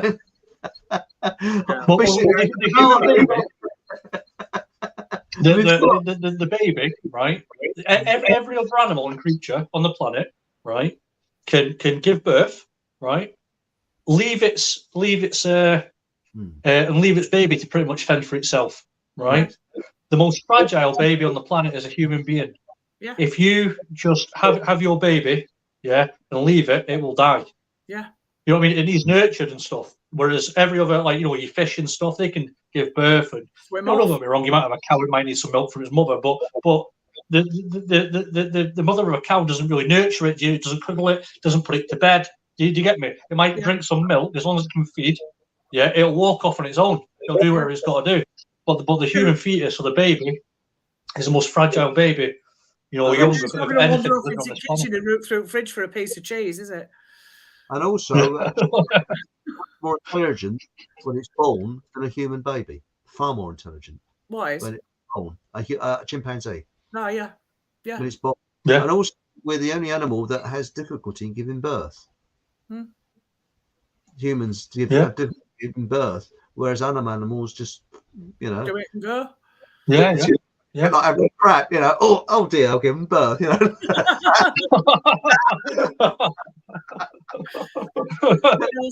always get this green down the toe. You look at a horse, it's grazing away. Oh, bloody. Oh, shit, I've got to lick that now. I've enjoyed the grass as well. I think the worst birds have got to be giraffes. I mean, can you imagine popping your head out? Oh, no, yeah. Shit. Ouch. Oh, yeah. Apparently, though, I worked with a bloke who we called him Bubble because he was Cypriot, but he was born in this country. He's Greek Cypriot. Right. And he went back to the farm where his parents came from, and there was a cow giving breech birth or something. You have to turn the thing round inside this cow. And he came along, and he's a city bloke. He was brought up in North London. They thought he knew what to do. And he had a long, he's a young bloke. Put your head in there and turn the thing round. They thought he was a right bloody whip because he didn't have a clue. That's quite an assumption, though, isn't it? Oh, come here, you'll do. Come here, you got a lot of this cow's Jackson, Oh, wow. Anyway, we've got some more comments. Let's get through the comments. Sir Che Blythe claimed to have seen a sea serpent whilst rowing the Atlantic. I remember Che Blythe from, was it the 70s or early 80s? 70s? I can't remember that, yeah. Maybe a bit earlier, I don't know. But is he still around? I don't know, to be honest. No. I'll have to find out. Anna says, we've seen mentions of various monsters of the deep, feared worship since very ancient times. Mm-hmm. My own view is that our imagination from these times must be based on experience or sightings, which is what I said earlier. That's what you said, yeah. Yes. And she's right. I think Anna's right there. Mike's put, I like rum, but I've never seen a monster whilst drunk. How'd you know the monster? Have you not tried Kraken rum? No, somebody else They do a rum called the Kraken, don't they? Yeah. Anna again says, Jeremy Wade is good for investigating local watery myths all over the world. He is. Yeah. I watched him the other night swimming with piranhas. Yeah, he is good. Is he a myth artist? Nice guy, Jeremy Wade. Yeah, he's a myth artist, isn't he? Sorry, I thought... Yes, it was swimming with piranhas. Really? He filled a small swimming pool with 100 piranhas and dangled his feet in. What do you say? Wow. Look at that. I did that wrong way around then. vicious little bugs, piranhas, aren't they? Oh, I can't do it now. We used to do it when we was kids. Anyway, yes. Ruby says, I have a problem with misdiagnosing because when someone sees, say, a mermaid, it has a human head on it. Yeah, I haven't ever seen anything that looks human in the seas. People can't all be wrong. Right. That's true. I think that goes back to the ninja. Oh, hang on. You mentioned that, Deb, haven't you? Watched him last night to swim with piranhas. Yeah. Bit of a strange pastime, but whatever floats your boat. Yes. It's like these people swimming with sharks. Yeah, they're welcome to it. I think you got to swim with a bleeding shark. Yeah. Stig would swim with a shark. Our Stig would swim with a shark. That's his thing. That's it. Yeah. Saying, Deborah, many sailors in the early days of the Royal Navy would have both ears pierced to improve their eyesight. Turns out to be true, as the optic nerves have a link to the ear. Which, when he explained it later, it covered because it's a acupuncture point, isn't it? Yeah, for balance. Yeah. There's something to do with your ears, balance, and it's acupuncture point. Yeah. They used to give you little earrings to stop you smoking. Acupuncture. You twiddled them when you wanted a cig or something. Yeah. So you have acupuncture points. Because when I had acupuncture, my right ear always bled. I always felt it worse because it's when you that I found was the worst place where they put the ear. Yeah. Well, your ears are sensitive, aren't they? The kind of. That was the worst. Right. Ruby's saying there is nothing truly extinct. It just finds a better hiding place, in my opinion. Yeah, good one. I agree with that. Yes. Oh, excuse me. What about the Megasaurus monster dinosaur? Is that in the prisons? No prisons. Yeah, it could be.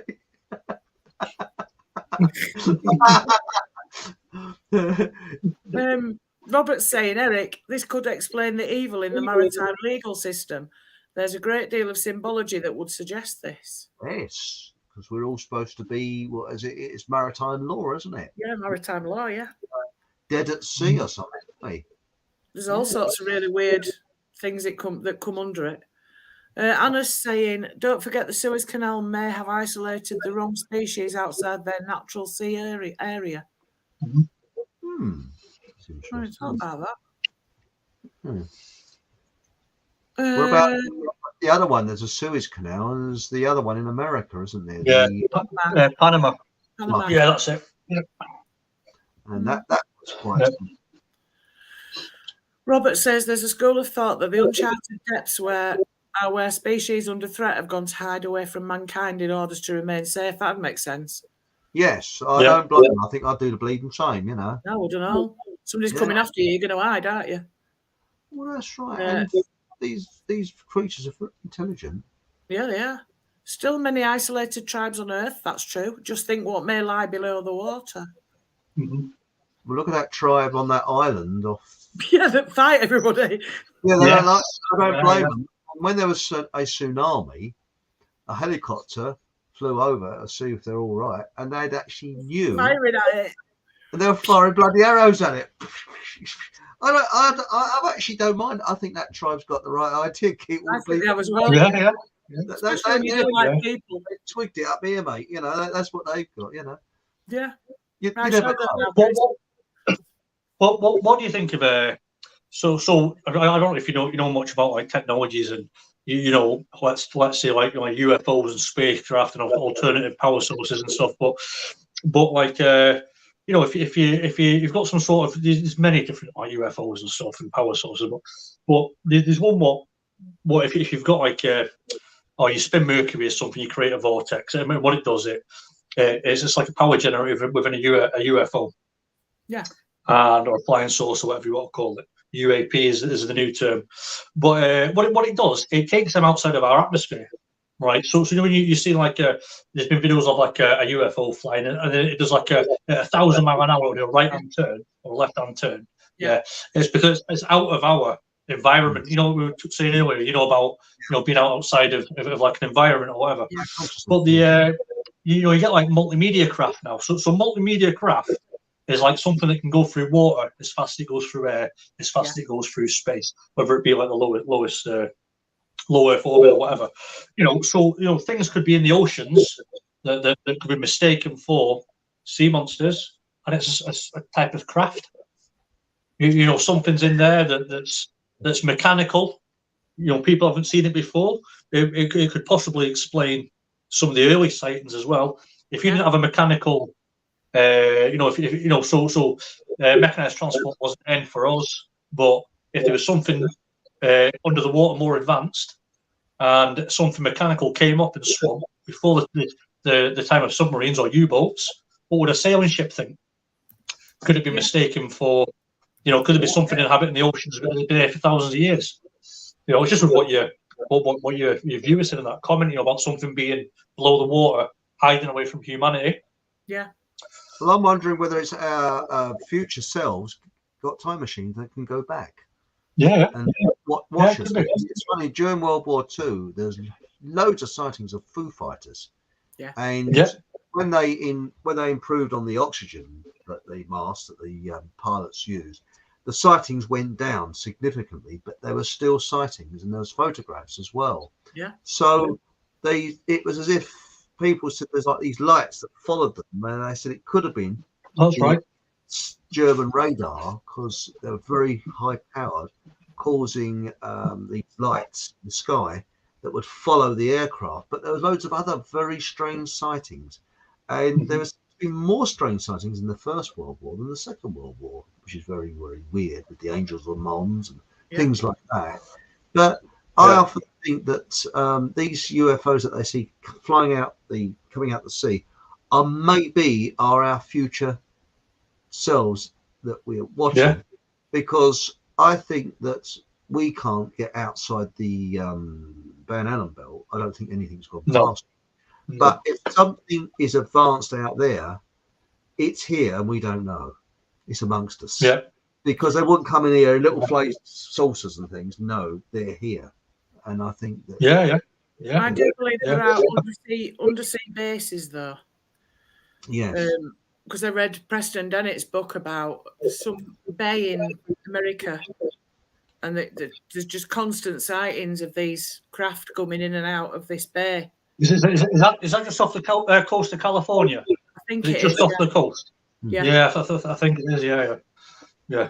They've been seen just like near enough every night. There's something entering or coming out of the water. So something. Yeah, of course. See, to build an underground sea base, right? People think, you know, you'd have to take boats out and drop materials down. You don't build them like that. You build them from underneath. Yeah, so when you build like a marine base and you put in a dome and stuff, you build everything from underground. Now, there's legend in America when they've got their DUMBs, they're called deep underground military bases, right?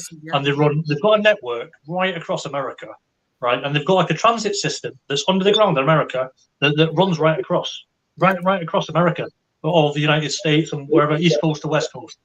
And they've got a I mean, I've said before, I've done engineering. I specialise in rail structures, designs, renewals, that sort of thing. Good.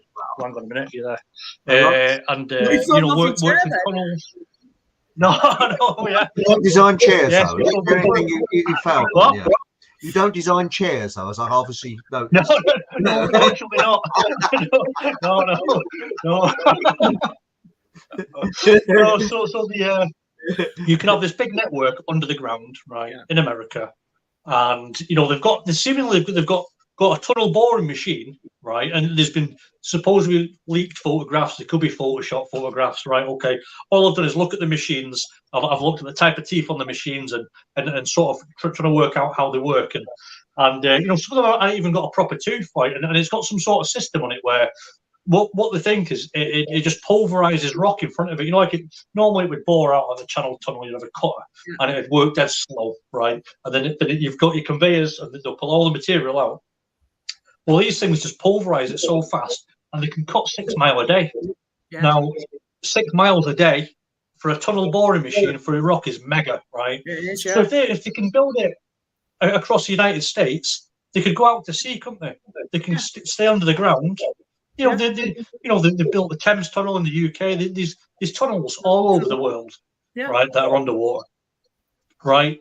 They could go out to sea in it. They could use one of these machines, go out to sea, create a cavern underneath, and then create, just like you've got a submarine door opening.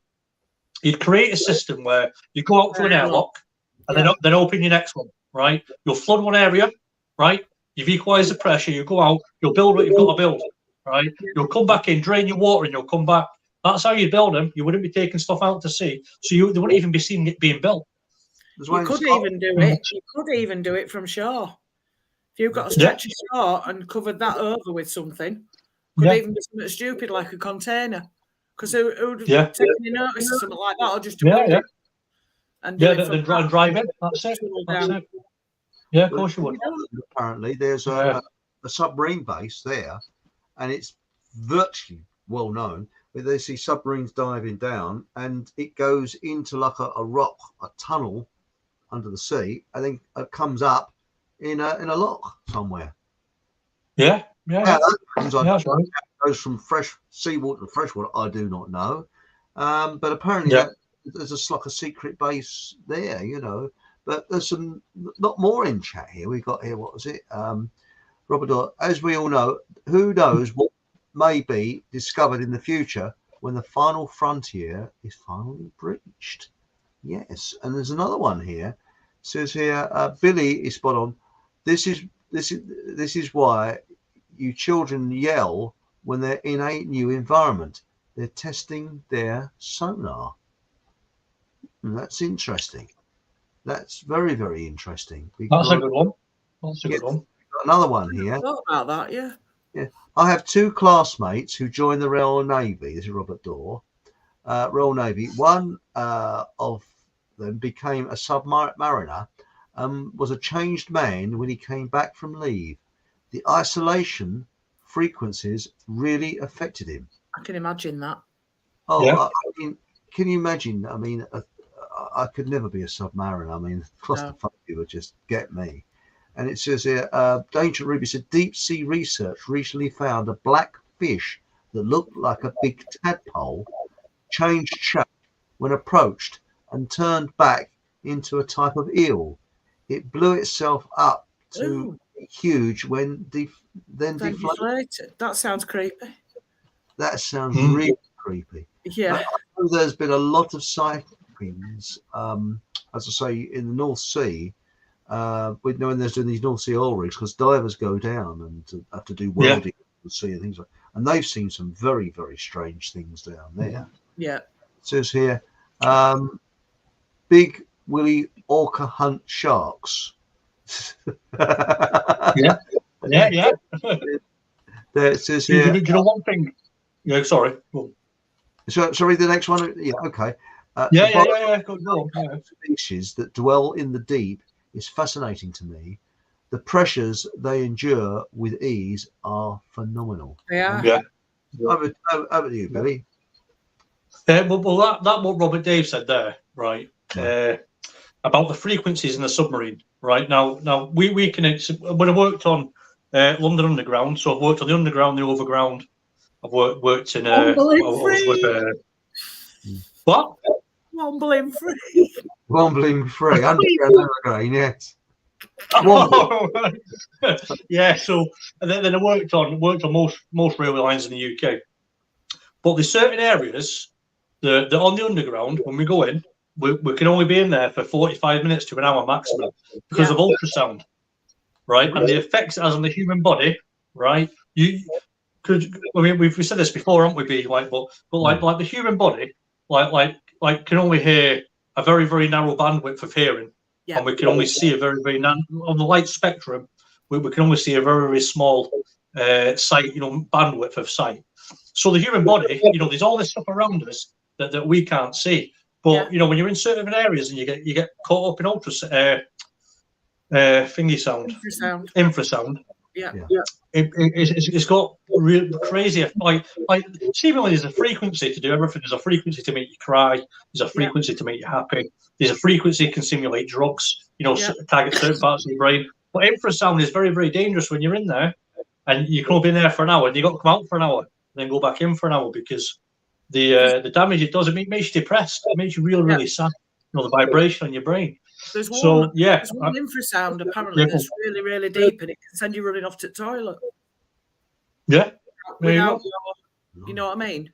Without you being able to control it. Yeah. There's actually there's a sound that makes me run to the toilet. It's Cliff Richard singing. I run to the loo every time I hear it. Every time. You know, so, it's Cliff Richard. Oh, bloody, I need to go. I don't like Cliff Richard. Hi. It's my sister's favourite. He's probably a reasonable bloke. I don't know. I've never met him. Anyway, we got another one here. It's got here Anna Perkins. Hello, Anna. Many large predators only eat once a month, such as giant snakes, and maybe have evolved to eat even less frequently. Yeah, definitely. And we got Kath. Hello, Kath Holsworth. So, is it right? I think whales are crucial to our infrastructure. So, killing all those whales in Japan and places must be really damaging. Yes, because margarine originally came from whales, didn't it? Yeah, it did. Yes. So now it's something to think about. Well, just what you've said, just what your viewers said there. Yeah. Look how much humans hunt whales in Japan and hunt sharks, right? Every day we're pulling out hundreds, we're cutting the fins off, we're killing whales, right? Yeah. Okay. And people say that there can't be a megalodon out there. Come on. Look what we're taking out of the sea every day. Every single day out there, seas and oceans, right? Exactly. But they say, you can't have a megalodon because it's too big of a predator, and you would notice that there's not enough food to survive. But yet human beings take out tons and tons, hundreds and hundreds of tons every day. Yeah. But nobody blinks an eye. There you go. Well, you've got a very good point there. I mean, I know we often have Deb Hatsworth on here, and she talks about Bigfoot and the sightings areas up and down the country with Bigfoot. And I live near a place where there's a lot of sightings of Bigfoot, apparently. So there we go. So if I'm not here next week, I've been dragged off by one. Now, there's a good one, Robert. There. No, sorry, Robert. No. Good one. Well, there's a door salesman around here they call Bigfoot because he's had his foot jammed in the door so many times. There's another rogue sturgeon in Scotland, but she's land-based. Yeah, very fishy. Well, and there's a joke, wasn't there? Think of the poor sod, the copper that had to go through an ichor drawer. You know, he's probably having psychiatric treatment now. Otters might be another food source for Nessie. Yeah. Yeah, because otters can get quite big and beefy, can't they? Yeah. Yeah. And let's face it, would it be nice if we could feed Nessie on MPs? That'd be lovely, yeah. Chuck one Bit crunchy, bit gristly. Now it says here, was it Anna Perkins says, it seems odd that in the modern era, so many of these anomalies have remained elusive to capture on film with any definition, even when spotted. Ditto UFOs and other strange things. That's because they can cloak themselves. And I think they're that intelligent. They know when somebody's pointing at them to take a picture. You can. Well, it's a bit like, I think, us looking at an ant's nest. Does the ants know that we're looking at them? Are they bothered? Exactly. You know what, Chris, mate? You couldn't be more right. And you know something? When I catch a fish, right, and I pull it out of the water, right, a fish's habitat is in that water, right? It swims about. It doesn't know any different, right? Yeah. What do you think it thinks when you catch it? You take the hook out of its mouth and you look at it, you photograph it, and you put it back. What do you think it tells its friends? What do you think it thinks to itself? Yeah. Right. So you know, when it comes to human beings, I think sometimes we can be very naive to think we're top of the food chain and there's nothing more intelligent. And people say, "Oh, someone's been kidnapped by a UFO," and they go, "You know, listen, there's millions of UFO sightings. These photographs, this video, these details of how the ships work, the interaction between other beings, right? And it's all dismissed as fairy tale. Well, a lot of it is by the average Joe, right? It's been happening for thousands of years. You know. Oh yes. Telling you. You're quite right. But in Trent Ruby is that I'm sure there are many inside Earth cabins. For some are warm and have lights too. Yeah. That's right. And I'd agree there. Yeah. You want this one, Deb? What's this one? We do not know all aspects of adaptability of these creatures. Science only accepts known knowledge, not the unknown. That's it. The mainstream, they don't want to change, do they? Oh no, mainstream. Oh no. Snakes do swim well. That's right. Well, I'll tell you something. It's a bit spooky when I saw one. You don't expect one to see one in Ware, Hertfordshire, do you? You might see one out. Yeah. Not. There he goes, and his little head was about that much above the. Yeah, stick up, don't they? Yeah. You know, I thought. Yeah. Have you ever seen them documentaries with that bloke called? Well, it's spelled Jesus, but he's called Jesus, and he's in the Amazon, and he catalogues all these anacondas, and he wanders about in his bare feet, feeling for them. Wow. I'm like, honest to God, some of the ones that he gets out, that their heads are as big as horses' heads, and he's there his bare feet. No. But there's also be some giant snakes in the Amazon. There's supposed to be some giant snakes, right? And you know, there's reports of, right. I don't know how true they are, but I've come across them. I've read quite a few of them. You know, army soldiers going out and they've been on the Amazon waiting for stuff coming up and down, and you know, something swamped the Amazon and it's been a snake, and they've had cows in front of them. You know, they've swum out. Yeah, they've took a fully grown cow out of a field and gone into the water, 80 odd feet long. You know, it's crazy. Out of all the creatures and animals on the world, I can't stand snakes. There's something about snakes that don't bother me. You know, so, I'd rather have a snake than a tarantula. Oh yeah, my only encounter with a rather large adder was when I was basking in the bushes on the Tay. That's not a good place to have an encounter when you're just chilling out and. No, it's funny, but adders are very small though. Grass snakes are the long one. Yeah, I think it was a grass snake I saw. Because it was sort of saying, "Oh, I saw him over there. You know, he's swimming along. You know, he's grassing on someone." This is what we got here. Robert Dorr says, "Could the eels be seeking a better environment for their spawn in terms of minerals in the water?" No, that's a point. Because I didn't realise. I thought that eels were in the River Thames all the time. They don't. They actually. No, they migrate. Yeah, they migrate. Which is a bit silly. There's a funny story about I think it's a moray eel. Yes. There's a ship somewhere off some coast, and I think it's Britain. I'm not sure. I might be wrong.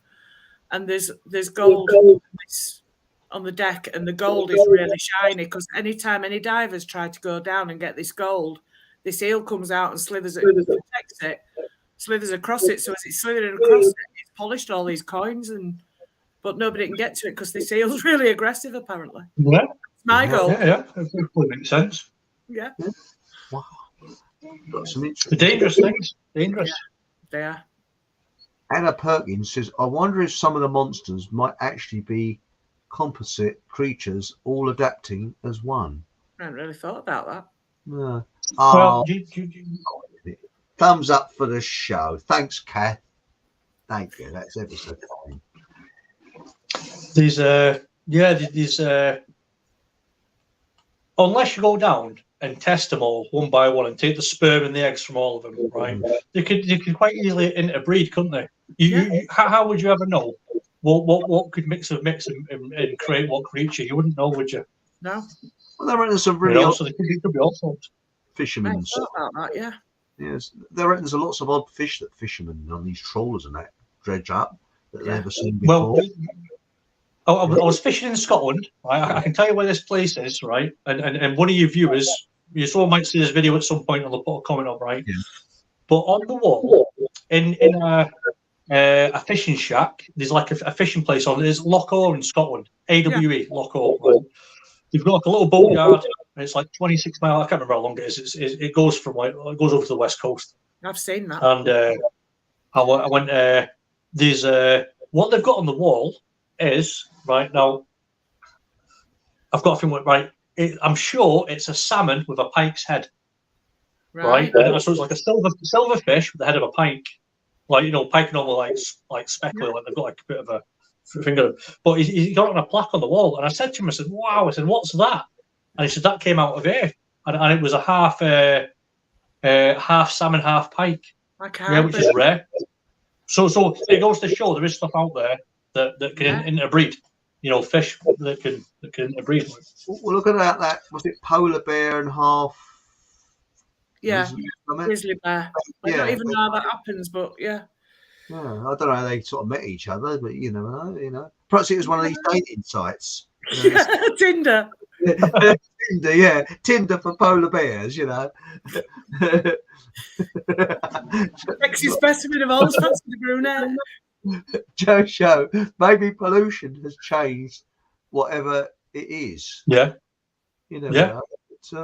Well, I always think of they saying that W.C. Fields, or Lavatory Meadows, as he was known to his friends, once said, "Why don't you have water with your whiskey?" He said, "Fish make love in water." That's true.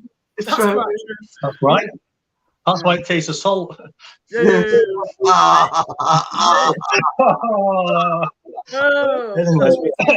could say that was in bad taste, wasn't it? Hey, it's only joke for cracked all night. With all the sightings in water, we should completely rule out naval intelligence or other branches of the security community. That's a good point, Robert. Yes. Is military contradiction in terms? Think about it.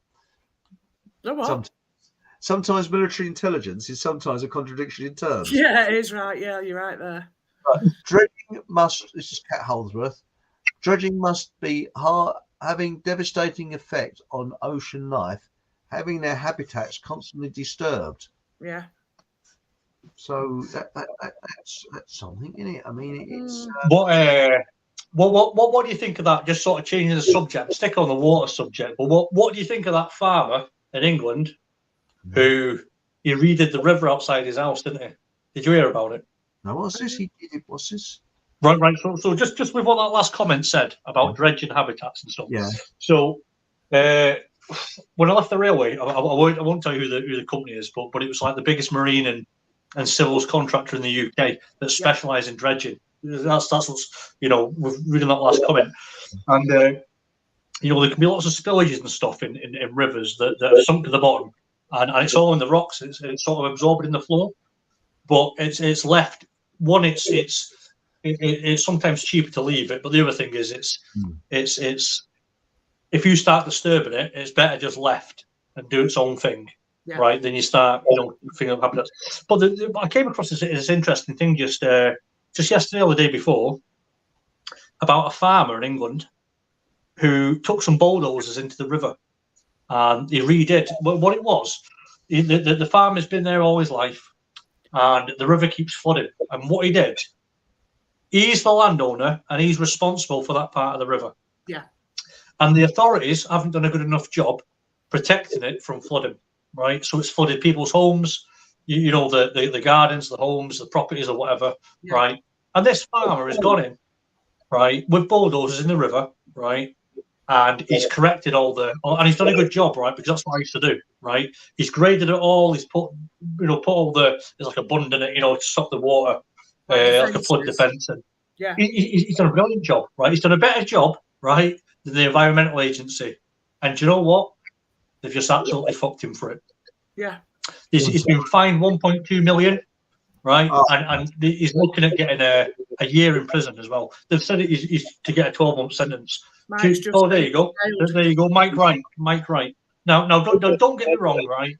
Yeah, it is. You can disturb some waters, right? It wasn't a large stretch of river, right? Even when rivers do get dredged, right? Because we've sent machines in dredging rivers with long reach excavators, right? I'm talking like 490 size, which is a big machine. 350 LCs, Hitachis, Komatsus, right? And they've dug in and they've emptied it. and to Moxie 6-wheel dump trucks, and I've watched them do it. Right, you can disturb waters, right? But at the same time, when you're a landowner, right, and you're responsible for that stretch of water, and you're asking authorities to come and help, right, and they're not doing a very good job, and properties are still flooding, right? I think he's done the right thing. I do as well. Yeah. He's got in that water, and you know what I mean. But they've fucked him for it, haven't they? To try and teach people a lesson. Don't be going near rivers and doing stuff. Yeah. But We're not going to do it properly, don't you do it either. Yeah, that's it. But I think it was a right, bloke to be honest. In the 1990s, there was a bloke that built this property. I don't know if it was an extension onto his house, and it's in the middle of nowhere. I think it's in Yorkshire or somewhere. I don't know if you remember this. And I think he lived alone, and the council just wanted to be stroppy. Oh, and they had one of these blokes come along, rules and regulations and all that. And these blokes stood there and he said, "If you step foot on my land, I will shoot you." And this bloke said, "Under the wall, blah, blah, blah, blah, blah, blah." And suddenly the bloke walked in and went, and shot him and killed him. Yeah. Sounds like you're... When I was at work at the time when we heard about this, wow. Because we don't like people from councils and things. I know it's wrong. I mean, poor sorry me, I don't know if he had a family or anything. Wow. But this chap says, "If you step foot on my land, I will shoot you. I'm defending my land." And bloke stepped foot on the land and he shot him. He said, wow. Did you kill him? Yeah, yeah, wow. He was sent down for it. Yes, I mean, I don't know. It's a long time ago, the 1990s. I don't know if it's been released. When I said we was all cheering from a sarcastic and black humour point of view, but killing someone isn't. Yeah. Don't be wrong, I mean, the poor chap had a family, I suppose, and all that. But Steve's made a point there. Unless he had water voles, there was something protected or whatever. Yeah. Right. There is another species as well, right? He's totally right. The other one is the great crested newt. Yes. If the great crested newt was found to be living in that water, it's an SSSI site. Yes, it is. Which is sign of special scientific interest. I know. Yeah, that's right. A protected species. Yeah. Let's hope slugs are never a protected species because there's nothing like that, But right. We're on 2 hours, 2 minutes. 2 hours, so I think we better sort of. It's a very fast 2 hours we've had, isn't it? Yeah, it's been brilliant. Thanks, Billy. Thanks for coming on, Billy. She's great. I really enjoyed this. I'm just a guy who knows a bit about everything. I don't specialise in everything. I just know a bit about everything. That's all it is. Terrific. Because we thought we lost That's all it is. Show. We thought, bloody hell, you buggered off. You gone. Thought he licked it. I thought she thought I was going to tell the constipated vicar joke, because people are offended by that, but we'll have to have that one for next week. Well, thanks for having me on. Thank you. Anytime. All right, I appreciate that. Thank you. It's it really gelled well tonight. Terrific. Isn't it? Yeah, it's been good. It's been good, mate. Yeah, thank you. Hey, thanks. We'll stay on because we're going to finish off now. But right, don't worry, stay on. Stay right where you are. So stay right where you are. And thank you very much for joining us. And remember, thank you. And thanks for the comments. Thanks for the comments. Yeah. Yes, and the questions. Thank you. Thank you, everybody in chat. And join us same time, same place next week. And remember, whatever happens, have a laugh. Yes. There we go. Yeah, definitely. Till next week. That's it. Bye, everybody. Ta-ta.